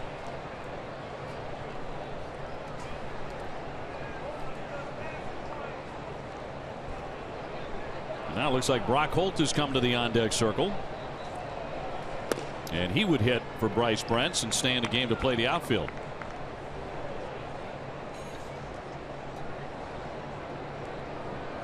Red Sox looking for somebody to jumpstart the offense here. Held to 4 hits this afternoon. And the 1-1. Lofted foul. We're talking about the possibility of Shaw hitting last inning. Now it looks like they will go to the left-hand hitting Holt for Brents. A lot of times these decisions are made based on the righty-lefty splits of the pitcher. Yep. So reminded by Tom Caron in the studio that the splits for Guerra are far worse against right-handed hitting, believe it or not. 1-2, he wouldn't chase it. This season, right-handers are hitting nearly 300 against Guerra. And lefties closer to 100.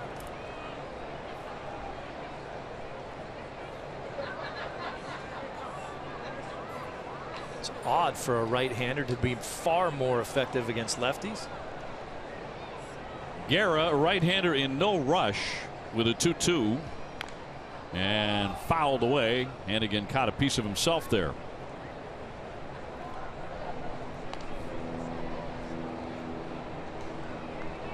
Both teams have stranded 7 base runners. This game got off to a bizarre start in the first inning, when Mike Scioscia's Angels were cut down at home plate not once but twice. Escobar was tagged out when he failed to touch home plate trying to score. 2-2. Got a piece of that one to hang in.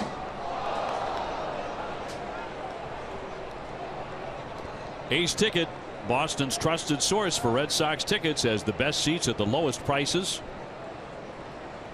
Tickets from bleachers to boxes. Visit aceticket.com or call 1-800-MY-SEATS. It has been a lazy Sunday afternoon for the Red Sox offensively. Here comes the 2-2.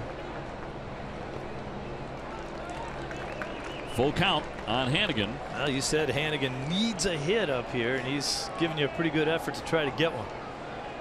Fouling pitches off, working the count. When all those walks the Red Sox took last night, they have 1 so far today. 3-2. Chop foul to stay alive. After Brock Holt, Mookie Betts.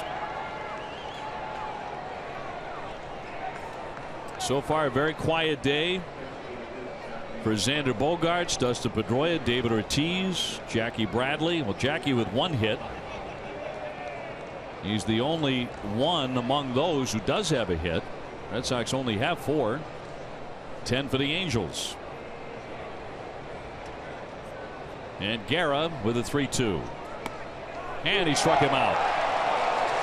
He caught him looking. 1 away in the 7th.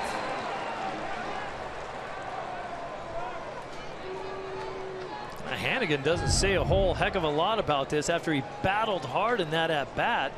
Definitely top of the strike zone, but pitch zone says it's too high to be a strike. It looked like that should have been ball 4. Hannigan certainly thought so.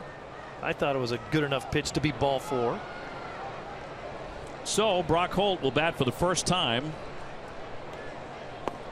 and take strike 1. It's what we talked about the other night, OB. It's like hitters are fine. If you make a bad call on strike 1, make a bad call on strike 2, that's fine. I got a battle.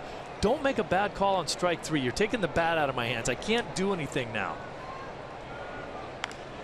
Got jammed. Little looper down the line and a fair ball. That could be extra bases.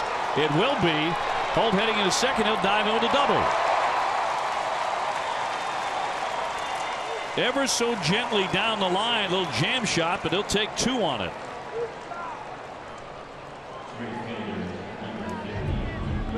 Brock Holt, who had been going dry a little bit lately too, now he just dumps one in. Little angel magic for you there. That's what they've been doing all day long. Dumped it right down the line and then runs fast. That's the type of double you will never see Big Papi get. It's the first extra base hit all day for Boston, the 10th double of the year for Brock Holt. Will it start something? Red Sox are trailing 3-0. That's their 5th hit today. And the batter will be Mookie Betts. He has walked, struck out, and singled. He'll take a strike. The problem for the Red Sox the last 6 or 7 games, the biggest problem has been batting with runners in scoring position. They have left a ton of people as Ramirez gets loose in the Angel bullpen. 40 men left over the last 6 games. You go back to that Hannigan at bat, and we talk about the way hitters think at the plate. He really battled his tail off in that bat. He put himself into a position where if you give me a decent pitch to hit, I may hit it and get a base hit. But after all of the pitches he saw and all the swings he took and all the foul balls, you get rung up on a pitch that's borderline and possibly ball 4. That hurts.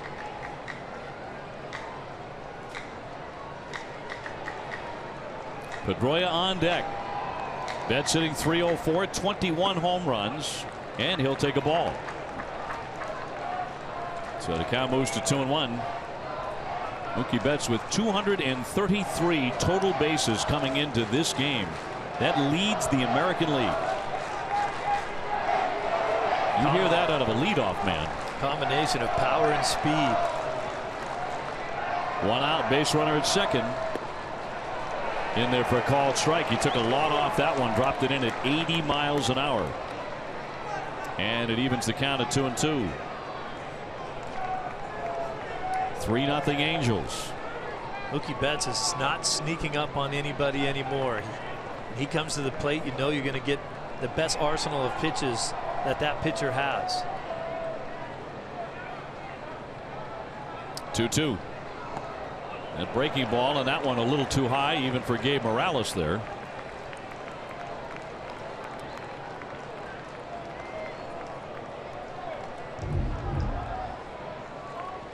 Breaking ball that stays up and out of the zone. So a full count on Mookie Betts. Back to the screen with a foul ball.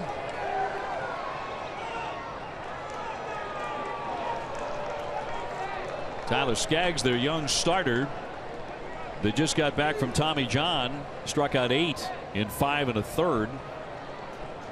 Well, he looks good. Yeah, he was hitting 94, 95. He was dotting it.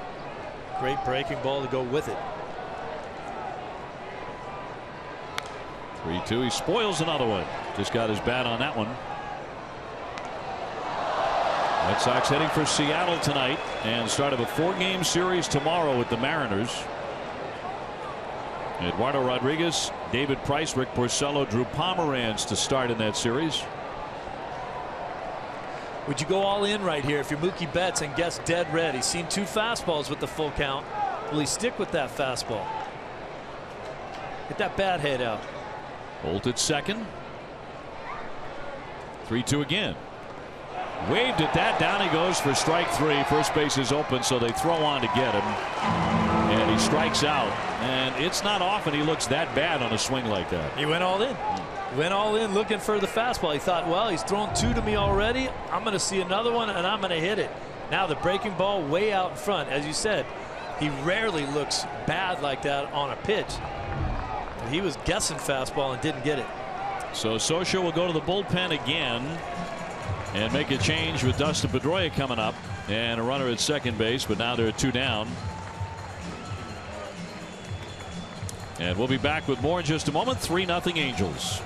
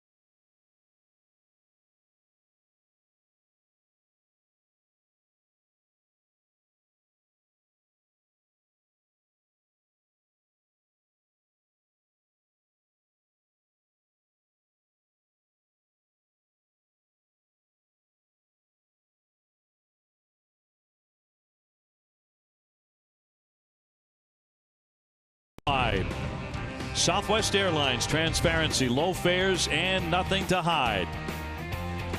Very warm day here in Southern California, but not for the Red Sox offense. 3-0. The Angels have the lead.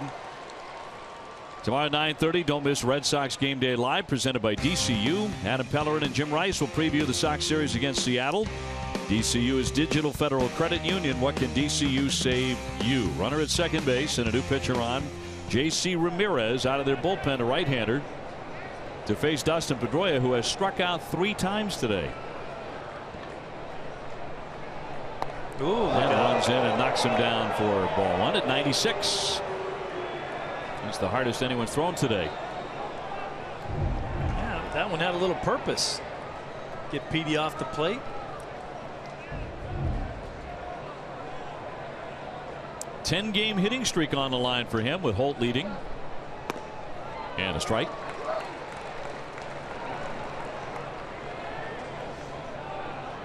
And Pedroia has been on base in 33 consecutive games, and is also on the line today. He had no luck with Skaggs. Now they need a base runner and a blast. Bogart's waiting his turn. 10 hits for the Angels, just 5 for Boston. But Brock Holt doubled with 1 out in this inning, waiting for someone to pick him up. 2-1 to the right side toward the hole, backing up Giavotella, has time, and he gets him at first base. And that will retire the side. So the Red Sox get a man down to second, cannot bring him in. It's still 3-0 Angels.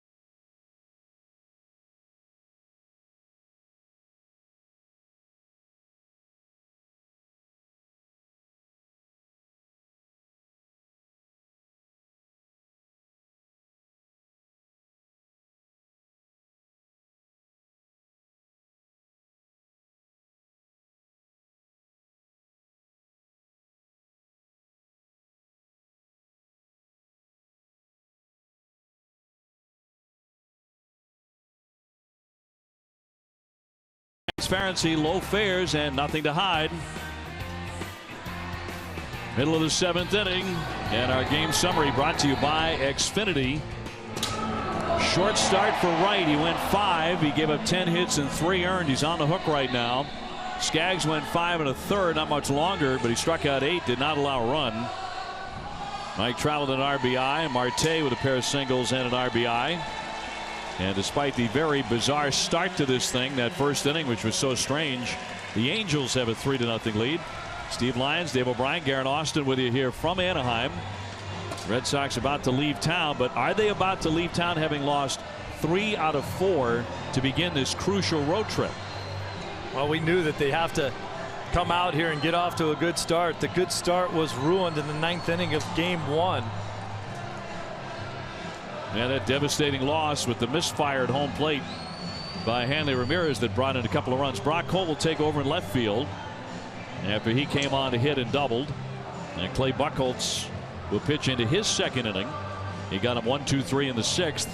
He'll take on Calhoun, Trout, and Pujols. And fans, don't miss NESN Live weekdays at 5:30. Get your daily dose of news on your favorite New England sports teams. NESN Live is presented by Cross Insurance. 3 runs, 10 hits, 1 error for the Angels. They've left 7. No runs, 5 hits, no errors, 8 men left for the Red Sox.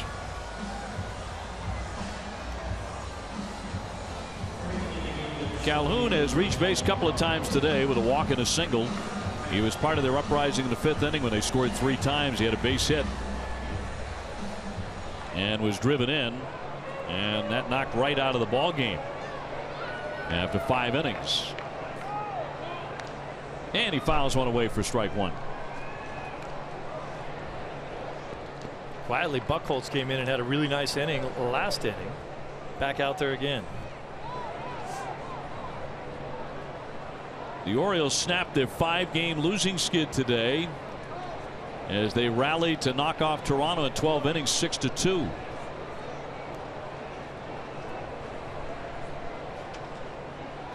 The 0-1, that's in there for a strike. And now Hill will move from the left side of the diamond over to the right in the shift. Mike Trout on deck.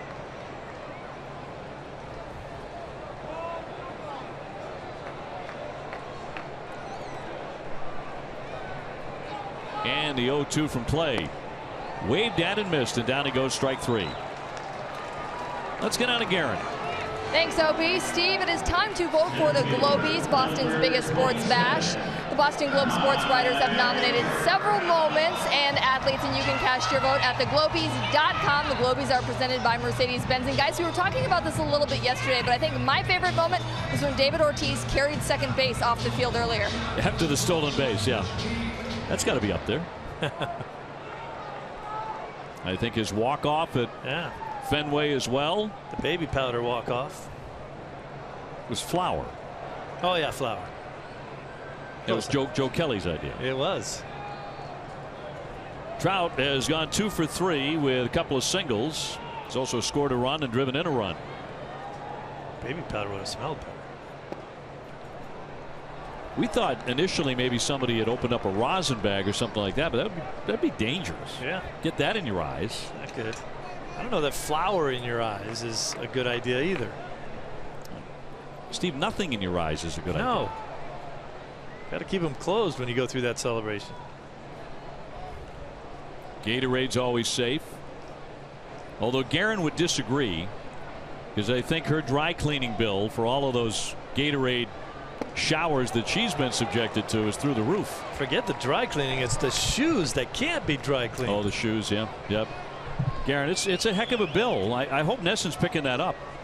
You know, it's been getting a little bit expensive, but you know, I may be able to use something like this for my walk-off interviews, maybe. Like the way you think, yeah. Good thing that was. It could work. Good thing that was the giveaway today. Yeah, exactly. What a fashion statement. Inside for a ball on Trout. Well, we'll see if there is a walk-off interview today involving a member of the Red Sox, but they're down 3-0 in the 7th inning. Albert Pujols on deck. If they're able to come back and get this one, I would assume there would be some kind of fun walk-off. 3-1 from Clay Buchholz. Home run cut there by Trout. I mentioned this yesterday that they're auctioning off the very first truck he ever owned in high school down in Atlantic City for about $15,000. He has signed the glove compartment. They're thinking it'll fetch about 15 grand, maybe more. He had it in high school. And he's going to take a walk here. He reaches base for the 3rd time this afternoon. Tonight, after Red Sox coverage on NESN Sports Today, former Patriots running back Kevin Falk is in studio to talk about his career and his induction into the Pats Hall of Fame tomorrow. That's after the game on NESN Sports Today, presented by People's United Bank. Now the base runner for Pujols, who has gone 1 for 3 and driven in a run with a ground out. 20 home runs, 81 RBIs.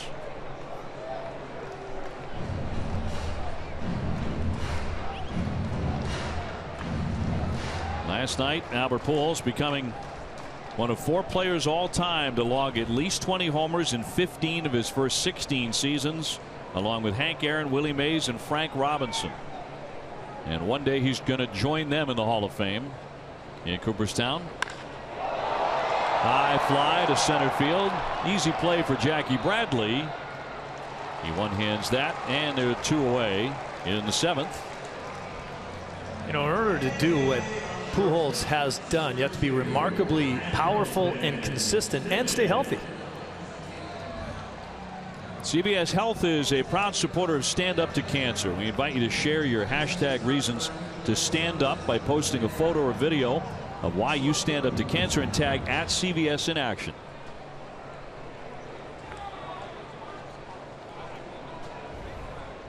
Andrelton Simmons 1 for 2 with a single and a walk here today. And that one thrown away. Racing into second base, Mike Trout. He's going to head for third. Pedroia's throw will not get him. The pickoff attempt thrown away, and now they have a runner at third base and 2 down. That'll be an error on Clay Buchholz. So I just don't see the need for this right here. I know Trout can run a little bit, but you try to do it that quickly, you're not even close with the throw. Clay comes out, has a really good inning. He gets an out. Then you walk Trout. That's fine. Don't shoot yourself in the foot here. Well, we'll see if it costs him here with Simmons the batter. Cross for a called strike at 89.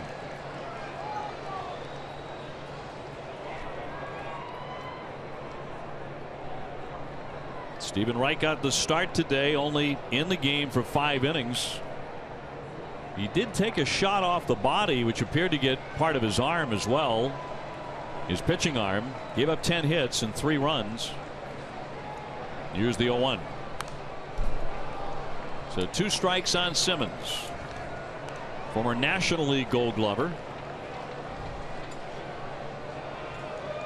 Actually awarded the Platinum Glove, which goes to the best overall defender in baseball.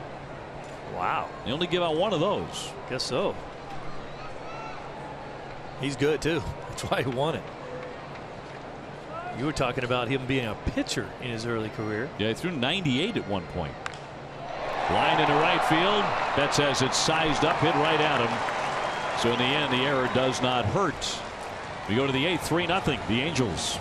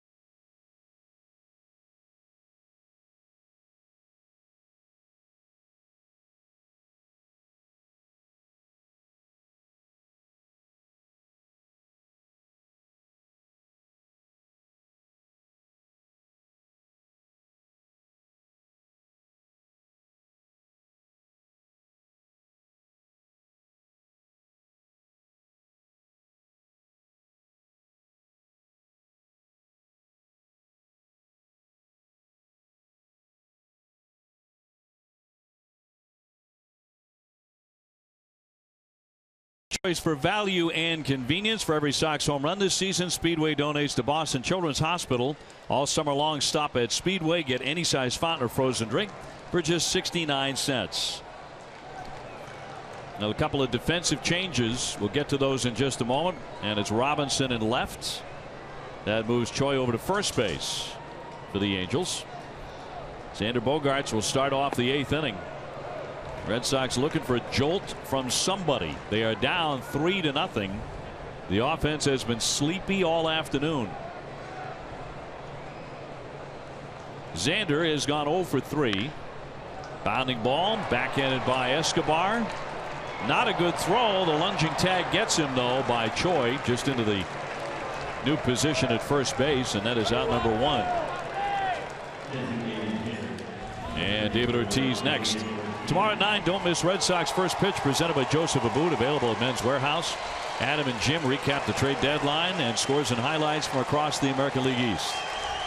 And a nice moment here as David Ortiz is being given an extended standing ovation. This is not just Red Sox fans too. This is everybody. Could very well be his last at bat ever here, and he cuts and misses. He is 0 for 3 on the day, with a ground to third, 1 to the pitcher, and a strikeout.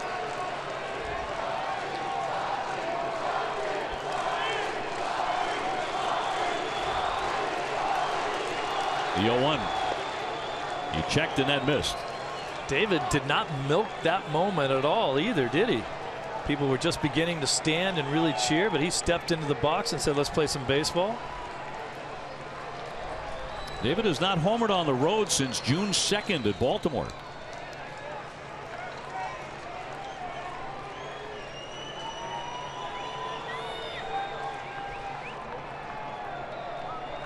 Eighth inning, 3-0 Angels.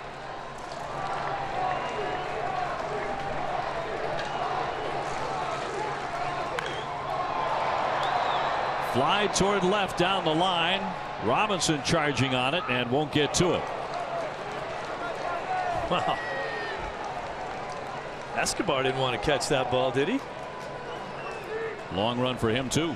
Well, Robinson came in pretty hard, but Escobar was just jogging after it like he thought that was going to be a definite foul ball. Watch him. Escobar starts here. Now watch him. Look, he pulls up. I don't think I'll catch it. Boom.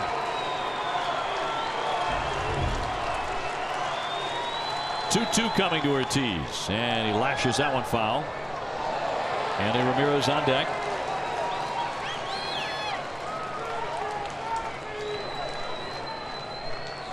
Red Sox got a runner to second base on the double by Brock Holt last inning, but didn't get him in. And in the 5th inning, had runners at first and second, but did not score. 3-2 the count.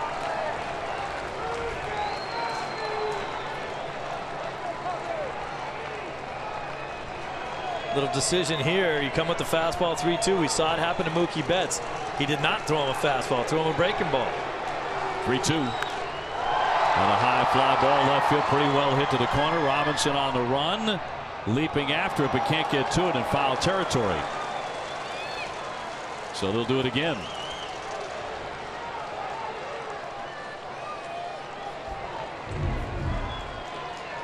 Good effort again by Robertson, all the way down into the corner. He just couldn't get far enough into the seats. That ball bounded back onto the field of play.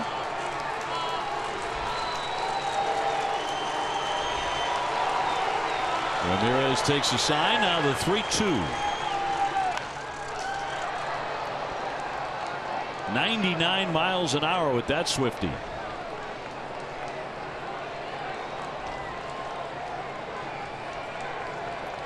David says, let's do it again. Not challenging him with anything on the inner half of the plate. One out in the 8th, 3-2. Cut on and missed. Down he goes again. 99. And he came after him. Ortiz 0 for 4 today. And an O salute.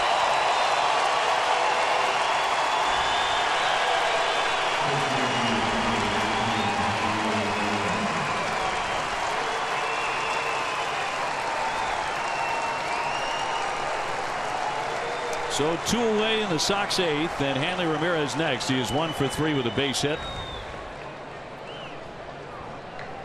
Only 5 Boston hits all day.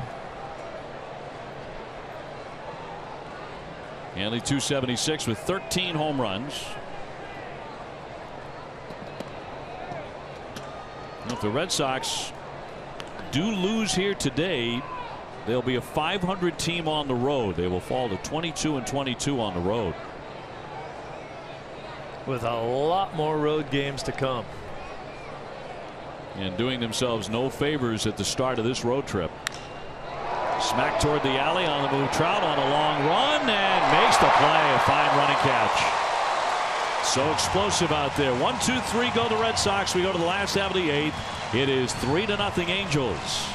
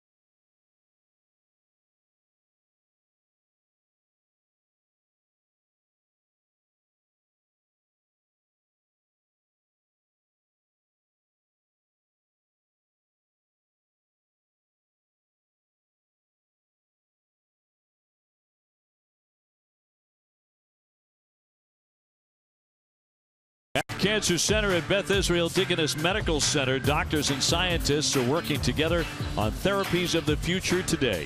From developing new treatments to delivering leading compassionate care. Learn more at vidmc.org/cancer center. Last half of the 8th inning. Clay Buchholz out there for inning number 3 out of the pen.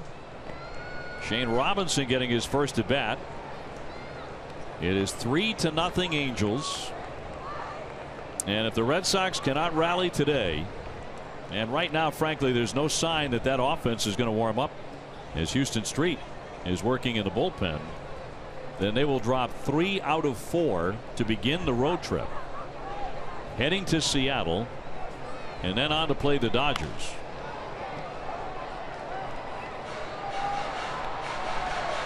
Drop 3 out of 4 to a team that's 10 games under 500.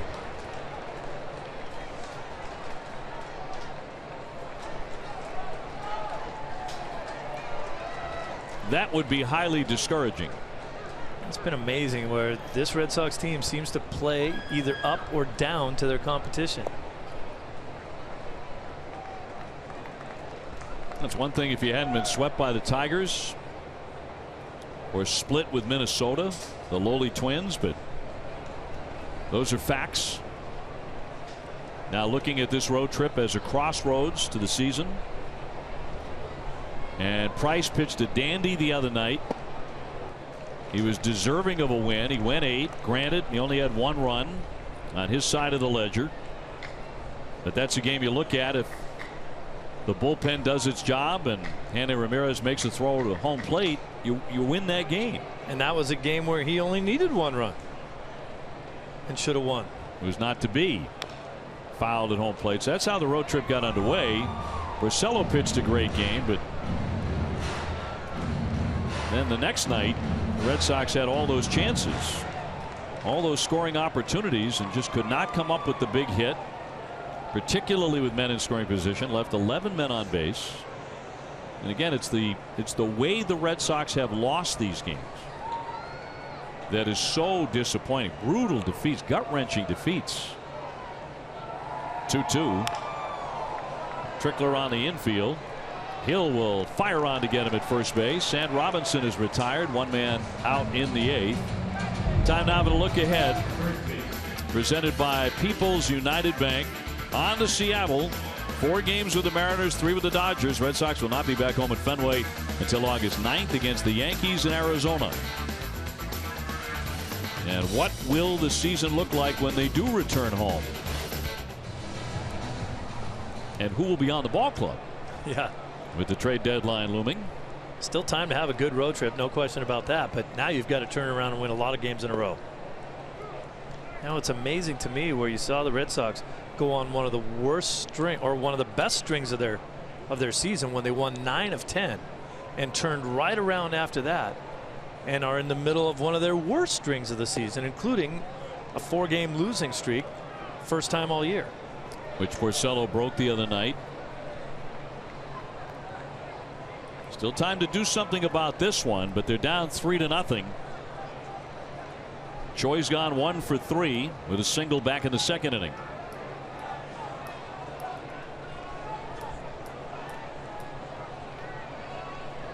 And Buchholz home with a 2-0 pitch. He's taking, and it's too high. About 7 or 8 years ago, there was a first baseman for the Los Angeles Dodgers named Hyssop Choi. No relation. Perez, the catcher, on deck. Here comes the 3-0. He's taking all the way, and it's a strike at 92.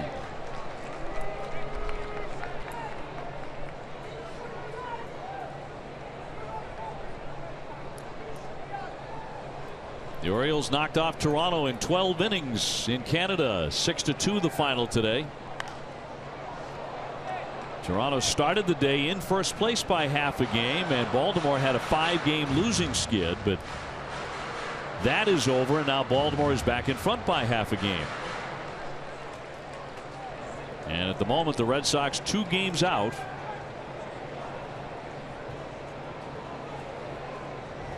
In the midst of an 11-game road trip out west. Here's the 3-2, and he spoiled that one.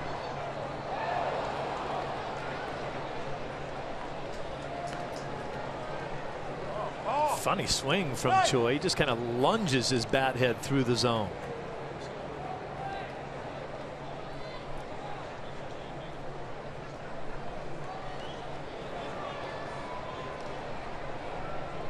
Here's the 3-2 from Clay. Punched into center, charging on Jackie Bradley. He'll make the play.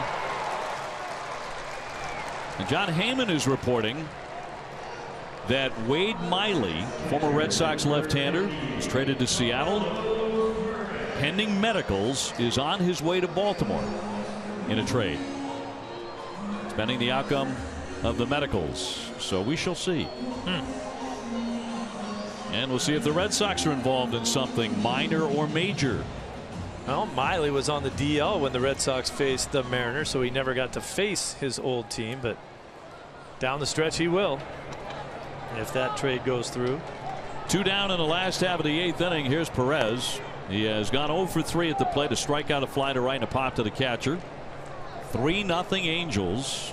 Sox will have due up in the 9th. Bradley, Hill, and Hannigan. Trying to make something happen today. Good breaking ball in for a strike.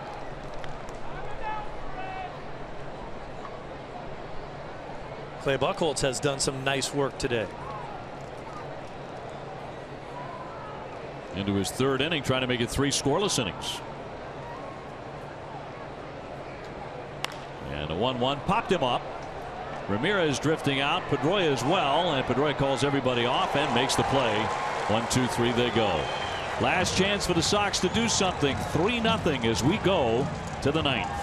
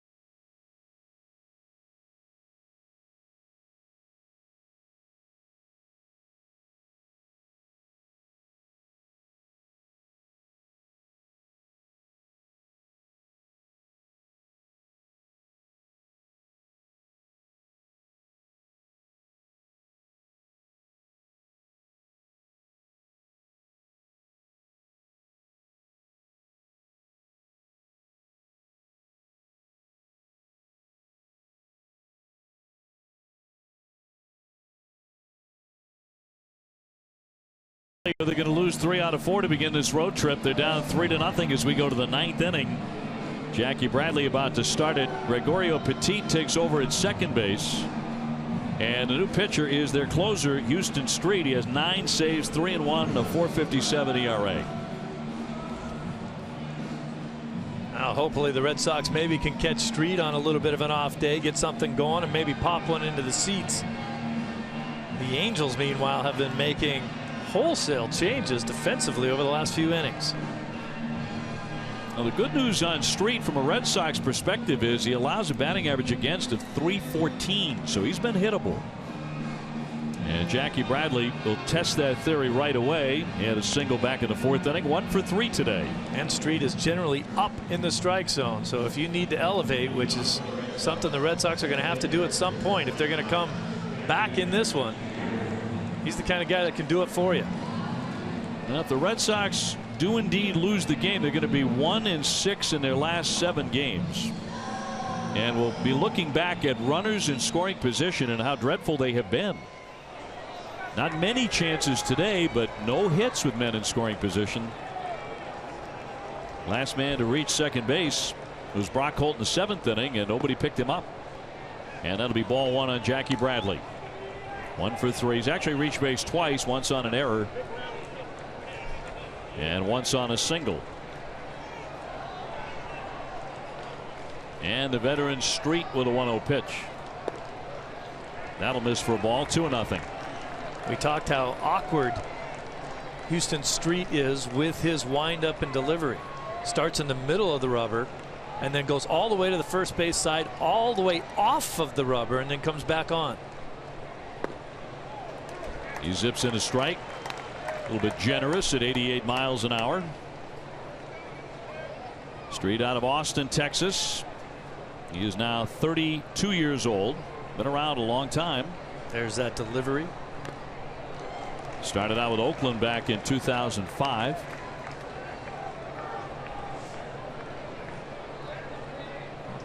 Jackie Bradley just saw the pitch that he should have hit. Right down the middle. Good pitch to hit. He fouled it off. Now he's going to have to battle. Look for a mistake now. Here's the 2-2 from Street. Like a breaking ball that didn't break. So to count 3-2 on Jackie. Ross and Tazawa throwing just in case in the Sox pen. And the payoff pitch.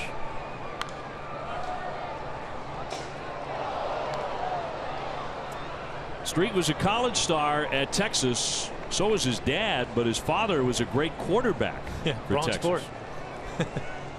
Late father James won 20 consecutive games at one point, led the Longhorns to a national championship in 1969.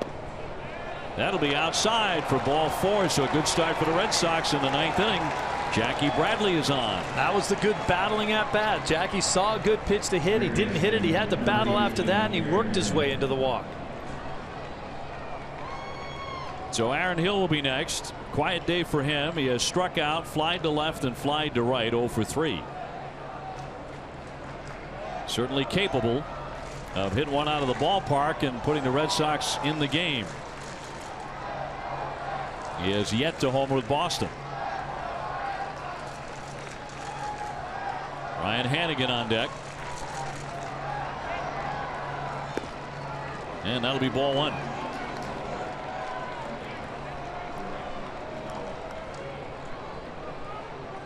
Tigers won again. They beat Houston 11-0.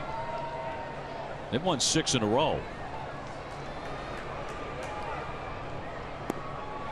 That's ball 2. I'd just soon have Hill hit a ringing double somewhere. Keep Street in his stretch.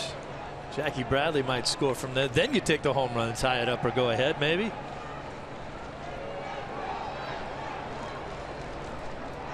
Nobody out, a man on in the 2-0. And that'll be ball 3. He did not get the call there. So 3-0. This is where Hill will step a little closer to the plate, crouch down just a little bit more, try to make himself small and take a pitch.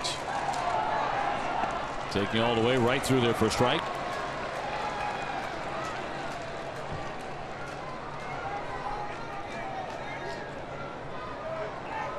A hitter's count for Aaron Hill. With Bradley at first. He's holding. Line into center field, dropping, and it's a base hit. Bradley to second and stopping there. So the Red Sox have 2 on and nobody out in the 9th, down 3-0.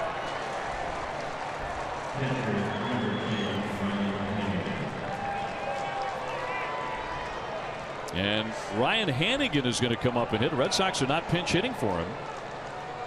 Travis Shaw, we talked about it early in the game, has not made an appearance. I don't know if there's something going on down there that we don't know about. How about Sandy Leon? Sandy Leon is another left-handed option. I realize he's your second catcher. First one to Hannigan in there for a called strike. But Ryan Hannigan's 0 for his last 16.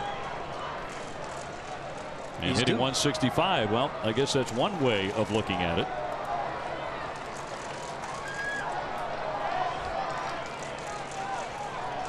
Shaw's sitting there in a position where he looks like he's got no chance of coming into this game.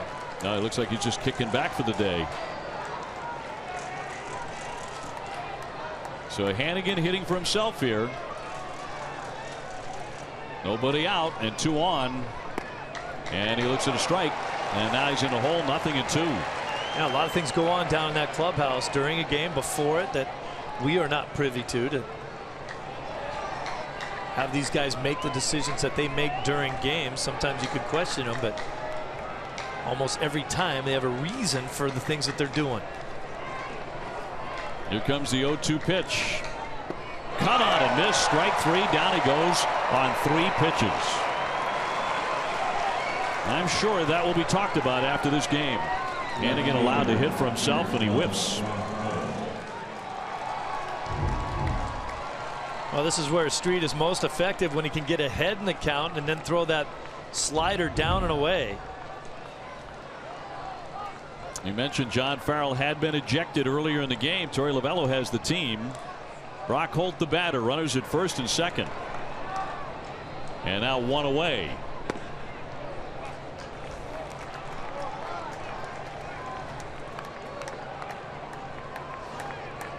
.258, 5 home runs. He doubled his last time up. He blooped one down the left field line. In for a called strike. We talk about it all the time. Brock Holt is one of the most comfortable hitters in the game up there. Not afraid to take pitches. Not afraid to hit with 2 strikes.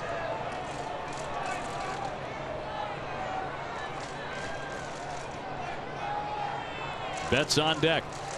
Loves to go the other way. Red Sox trying to rally from 3-0 down in the 9th.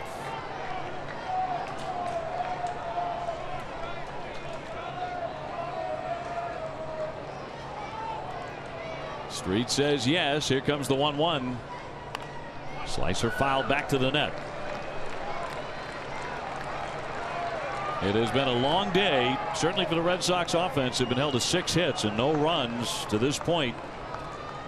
This 9th inning began with a lot of promise. A walk to Jackie Bradley, the base hit by Hill. Then Hannigan hitting for himself, struck out on 3 pitches.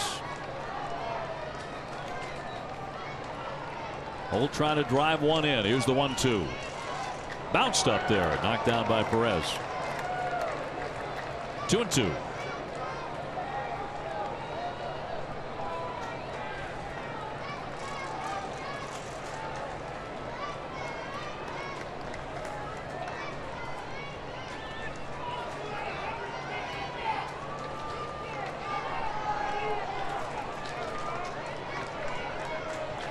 Red Sox would love to see Betts up there with the bases loaded.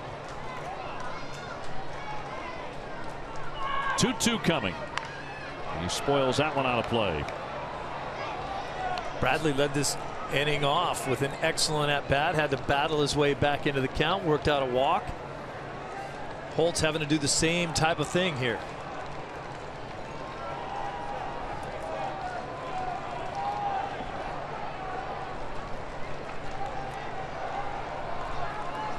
Red Sox hoping for a bit of a lightning bolt. The offense has been lethargic today. Cut on and miss. Strike 3. Down he goes, and there are 2 away. And Betts will hit with runners at first and second and 2 down. Mookie on the day has walked, struck out, singled, and struck out again.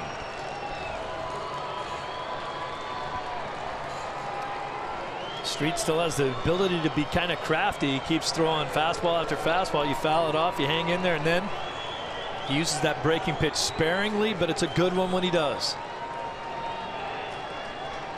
First one to Mookie, and that's across for a called strike, says Morales.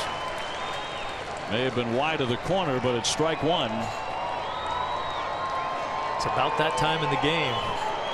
Strike zone gets a little bit bigger, especially for the team that's losing. Street with the 0-1 to Mookie Betts, and strike 2.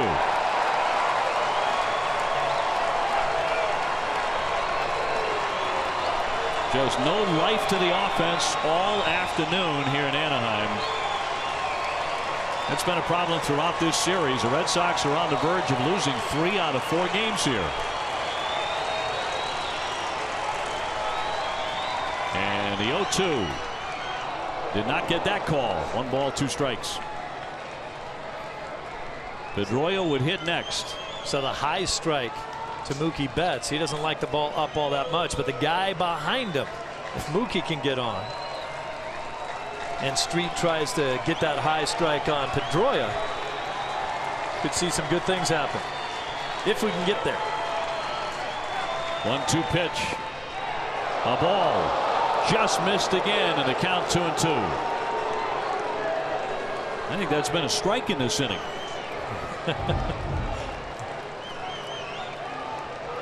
That pitch off the plate. Good take by Mookie. 2 on, 2 out. 9th inning. 3-0 Angels. And the 2-2 to Betts.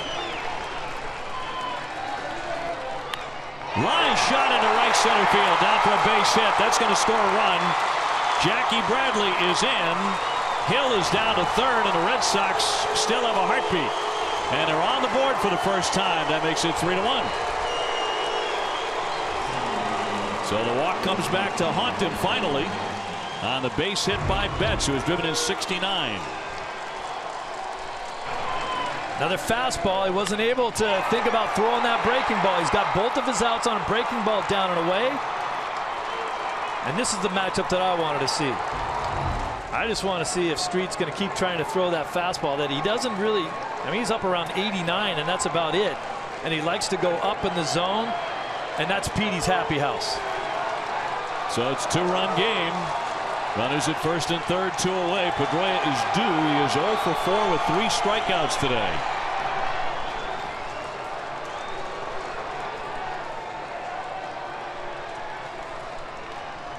Now Betts can get down to second base. He would represent the tying run.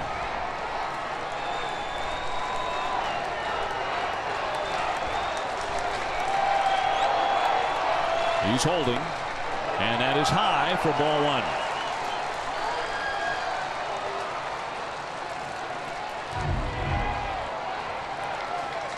There, that's the one right up in there. That's where Petey likes to hack. Just bring that down a little bit.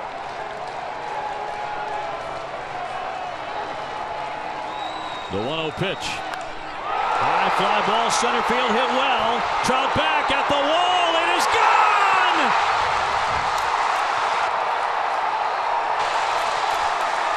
Are you kidding me? Dustin Pedroia touches them all. The Red Sox have the lead. From no life to an enormous heartbeat, and he tried to do it again. Street tried to throw another fastball past Pedroia. Holy cow. right down the middle, a little bit up, belt high, right where Petey likes it. And this is a huge bolt to center field. We talked about the ball traveling a little bit better in the daytime. Fouled away by Bogaerts. The Red Sox on top, 4-3.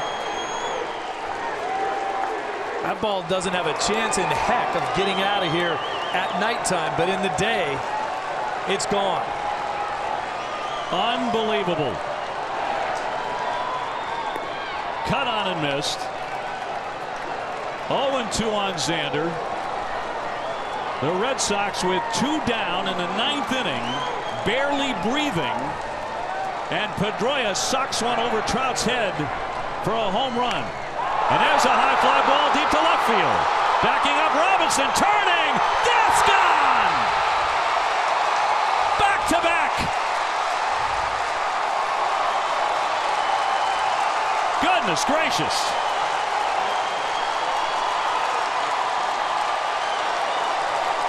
Xander with number 14. And the Red Sox have breathing room. 5-3 Boston. Out of nowhere. How did that happen? You cannot count this team out.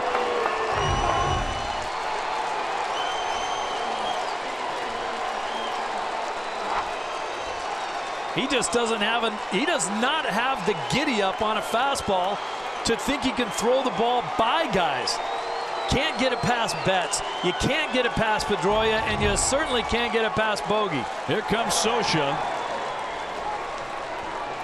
And takes it away from Street, who was this close to ending the ball game.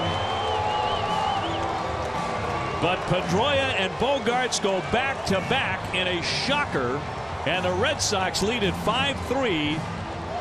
And Scioscia has to go to the bullpen here in the 9th inning. Back with more in a moment.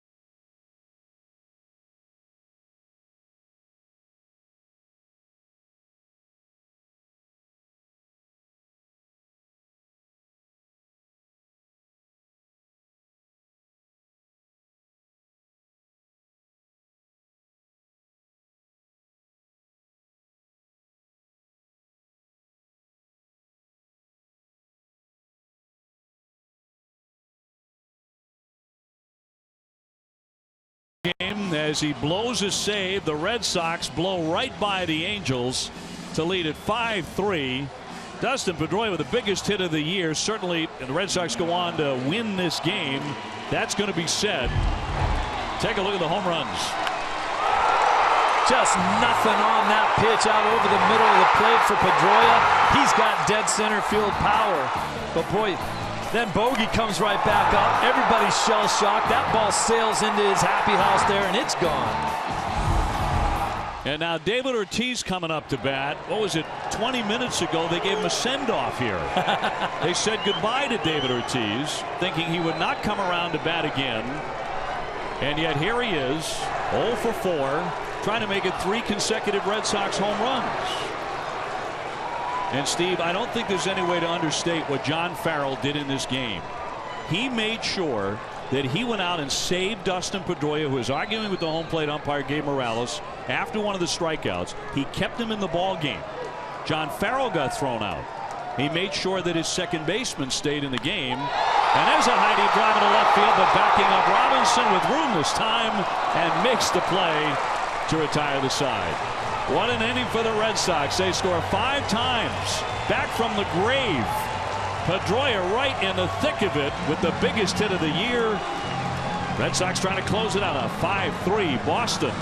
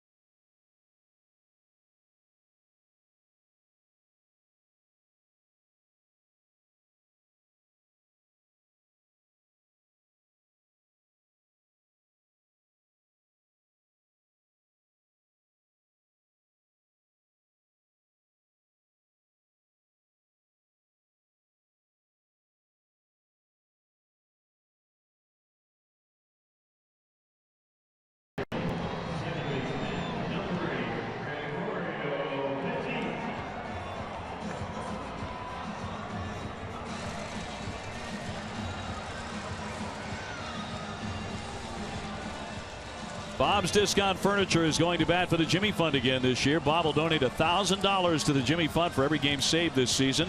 Everybody saves at Bob's, the only choice for untouchable furniture value. Available in store or at mybobs.com.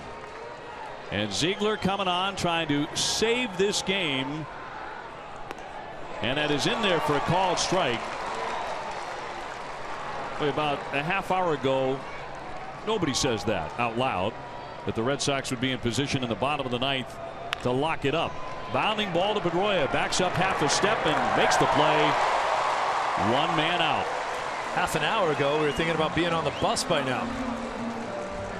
Dustin Pedroia with a 3-run homer on a 1-0 pitch to stun everybody in the ballpark and lift the Red Sox into the lead, coming with 2 down in the ninth. The Red Sox were dead and gone. Give some credit where it deserves to be. First and foremost, the job Buchholz did out of the bullpen. Amazing there. Not used to coming out of the pen. Doesn't like doing it. 3 innings of excellent work.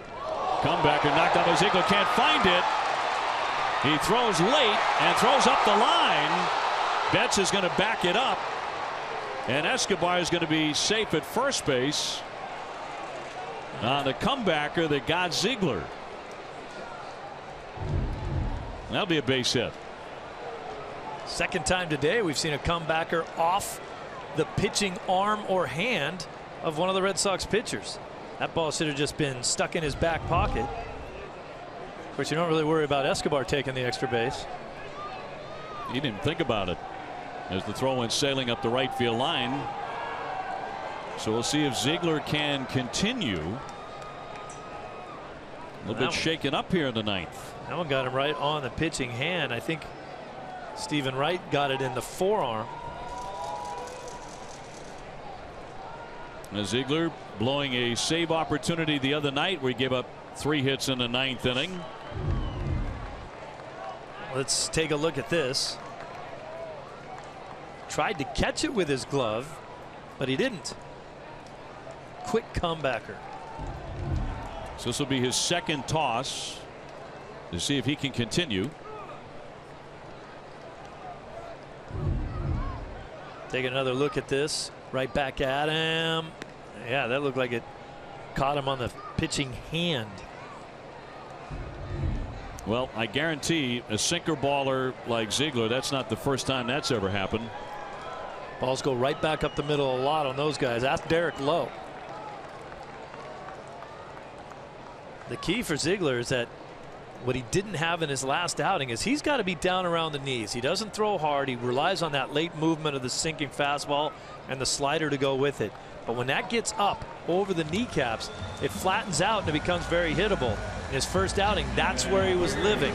Can't afford to do that again today. Well, he's going to continue. Torey Lovullo came on after John Farrell was ejected. We'll leave him in the ball game. John Farrell ejected, saving his second baseman, who would then hit a 3-run homer with 2 down in the 9th inning. And over the next 3 hitters here, I believe Calhoun is your scariest, even though Trout and Pujols follows him. Calhoun with 10 home runs. The right-handers have a more difficult time picking up the ball from Ziegler. Calhoun has an easier time seeing the ball. Hitting from the left side. Red Sox hit by 2. He did go for the downs there. He came up empty. And now Hannigan out for a mound visit. And a quick conversation. Runner at first base. 1 man out in the 9th inning. The Red Sox scoring 5 times. Stunningly. And there was no reason to think that anything like that would happen today. Then you remember the Red Sox offense is the best in the game. And they just showed you why. The 0-1. Cut on and miss. Nothing in 2 on Calhoun. Mike Trout is on deck. There's the good location and good late movement that Ziegler needs on his pitches.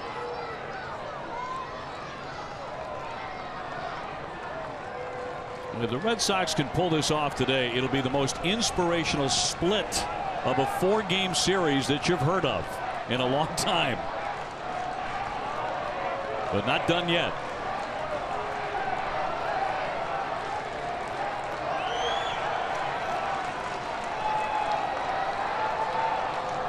Been a long time since Pedroia has been able to do something like that. That'll miss outside.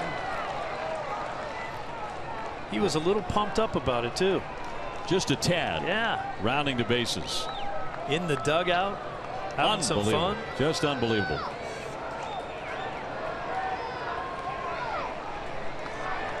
Ziegler looking for a ground ball at someone to turn 2. Will that be it? Pedroia goes for the tag. Got him. Throw to first. He got him. And that's the ball game. The Red Sox win it by a final score of 5-3. Unbelievable. Who saw that coming as the Red Sox earn a split here in Anaheim? And they will not need the airplane to get to Seattle after that one. Amazing. Mookie gets the player of the outfield. Dustin Pedroia might get player of the game. Might. Dustin Pedroia with a 3-run homer over the head of Trout and over the wall with 2 down in the 9th. And then Bogart